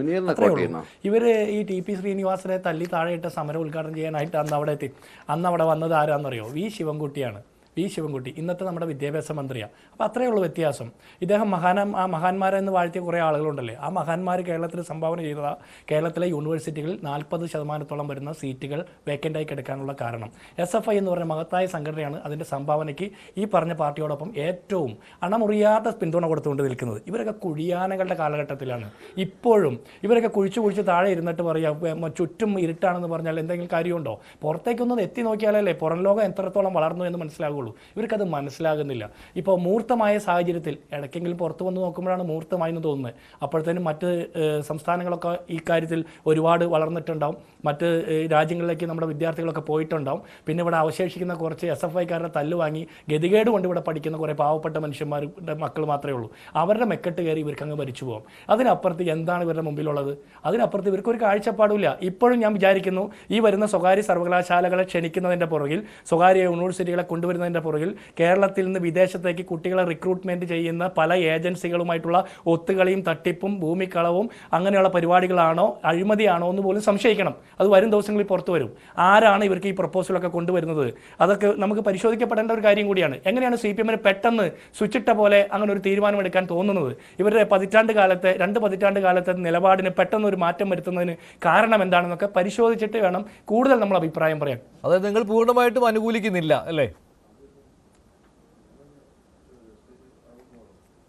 അല്ല, ഞങ്ങളുടെ ഒരു കൺസെപ്റ്റ് അനുസരിച്ചിട്ട് സ്വകാര്യ സർവകലാശാലകളും ഇത്തരം സ്ഥാപനങ്ങളും വരുന്നത് കുട്ടികൾക്ക് കൂടുതൽ ഓപ്പർച്യൂണിറ്റീസ് കിട്ടും, ലോകത്തേക്ക് അവരുടെ വാതിലുകൾ തുറക്കപ്പെടും എന്നുള്ള കൺസെപ്റ്റ് തന്നെയാണ്. പക്ഷേ CPM 2 പതിറ്റാണ്ടുകോളം എതിർത്ത ഒരു കാര്യം പെട്ടെന്ന് UDFന്റെ കാലത്തൊക്കെ ഭയങ്കരമായിട്ട് എതിർക്കുന്നു, അക്രമ സമരങ്ങൾ നടത്തുന്നു. പിന്നെ പെട്ടെന്ന് ഒരു ദിവസം അവരതിന് താല്പര്യം പ്രകടിപ്പിക്കുമ്പോൾ അതിൻ്റെ പുറകിലുള്ള ലക്ഷ്യം നമുക്ക് വ്യക്തമാക്കപ്പെടേണ്ടത്. കാരണം ഇവർ എതിർത്ത വികസന പ്രവർത്തനങ്ങൾ പിന്നീട് ഇവർ സ്വീകരിക്കുമ്പോൾ, ഇവർ നടത്താൻ കൊണ്ടുവരുമ്പോൾ അതിൻ്റെ പുറകിൽ അഴിമതി മാത്രമാണ് ലക്ഷ്യമെന്ന് കാലം നമ്മുടെ മുമ്പിൽ തെളിയിച്ചിട്ടുള്ളതാണ്. ഇവർ വികസന പ്രവർത്തനം കൊണ്ടാലും നേരത്തെ കുറ്റിയിട്ട കാര്യം പറഞ്ഞു. ഞങ്ങൾ കുറ്റി പറിക്കുന്നത് എന്തുകൊണ്ടാണ്? പാവപ്പെട്ടവന്റെ അടുക്കളയിൽ കയറി മഞ്ഞ കുറ്റിയിട്ടിട്ട് കേരളയിൽ എന്ന് പറഞ്ഞ് 2.5 ലക്ഷം കോടി രൂപയുടെ പ്രോജക്റ്റ് ആണെന്ന് പറയുന്നു. അതിന്റെ പുറകിൽ എന്താ? തട്ടിപ്പും കളവും തന്നെയായിരുന്നു ലക്ഷ്യം.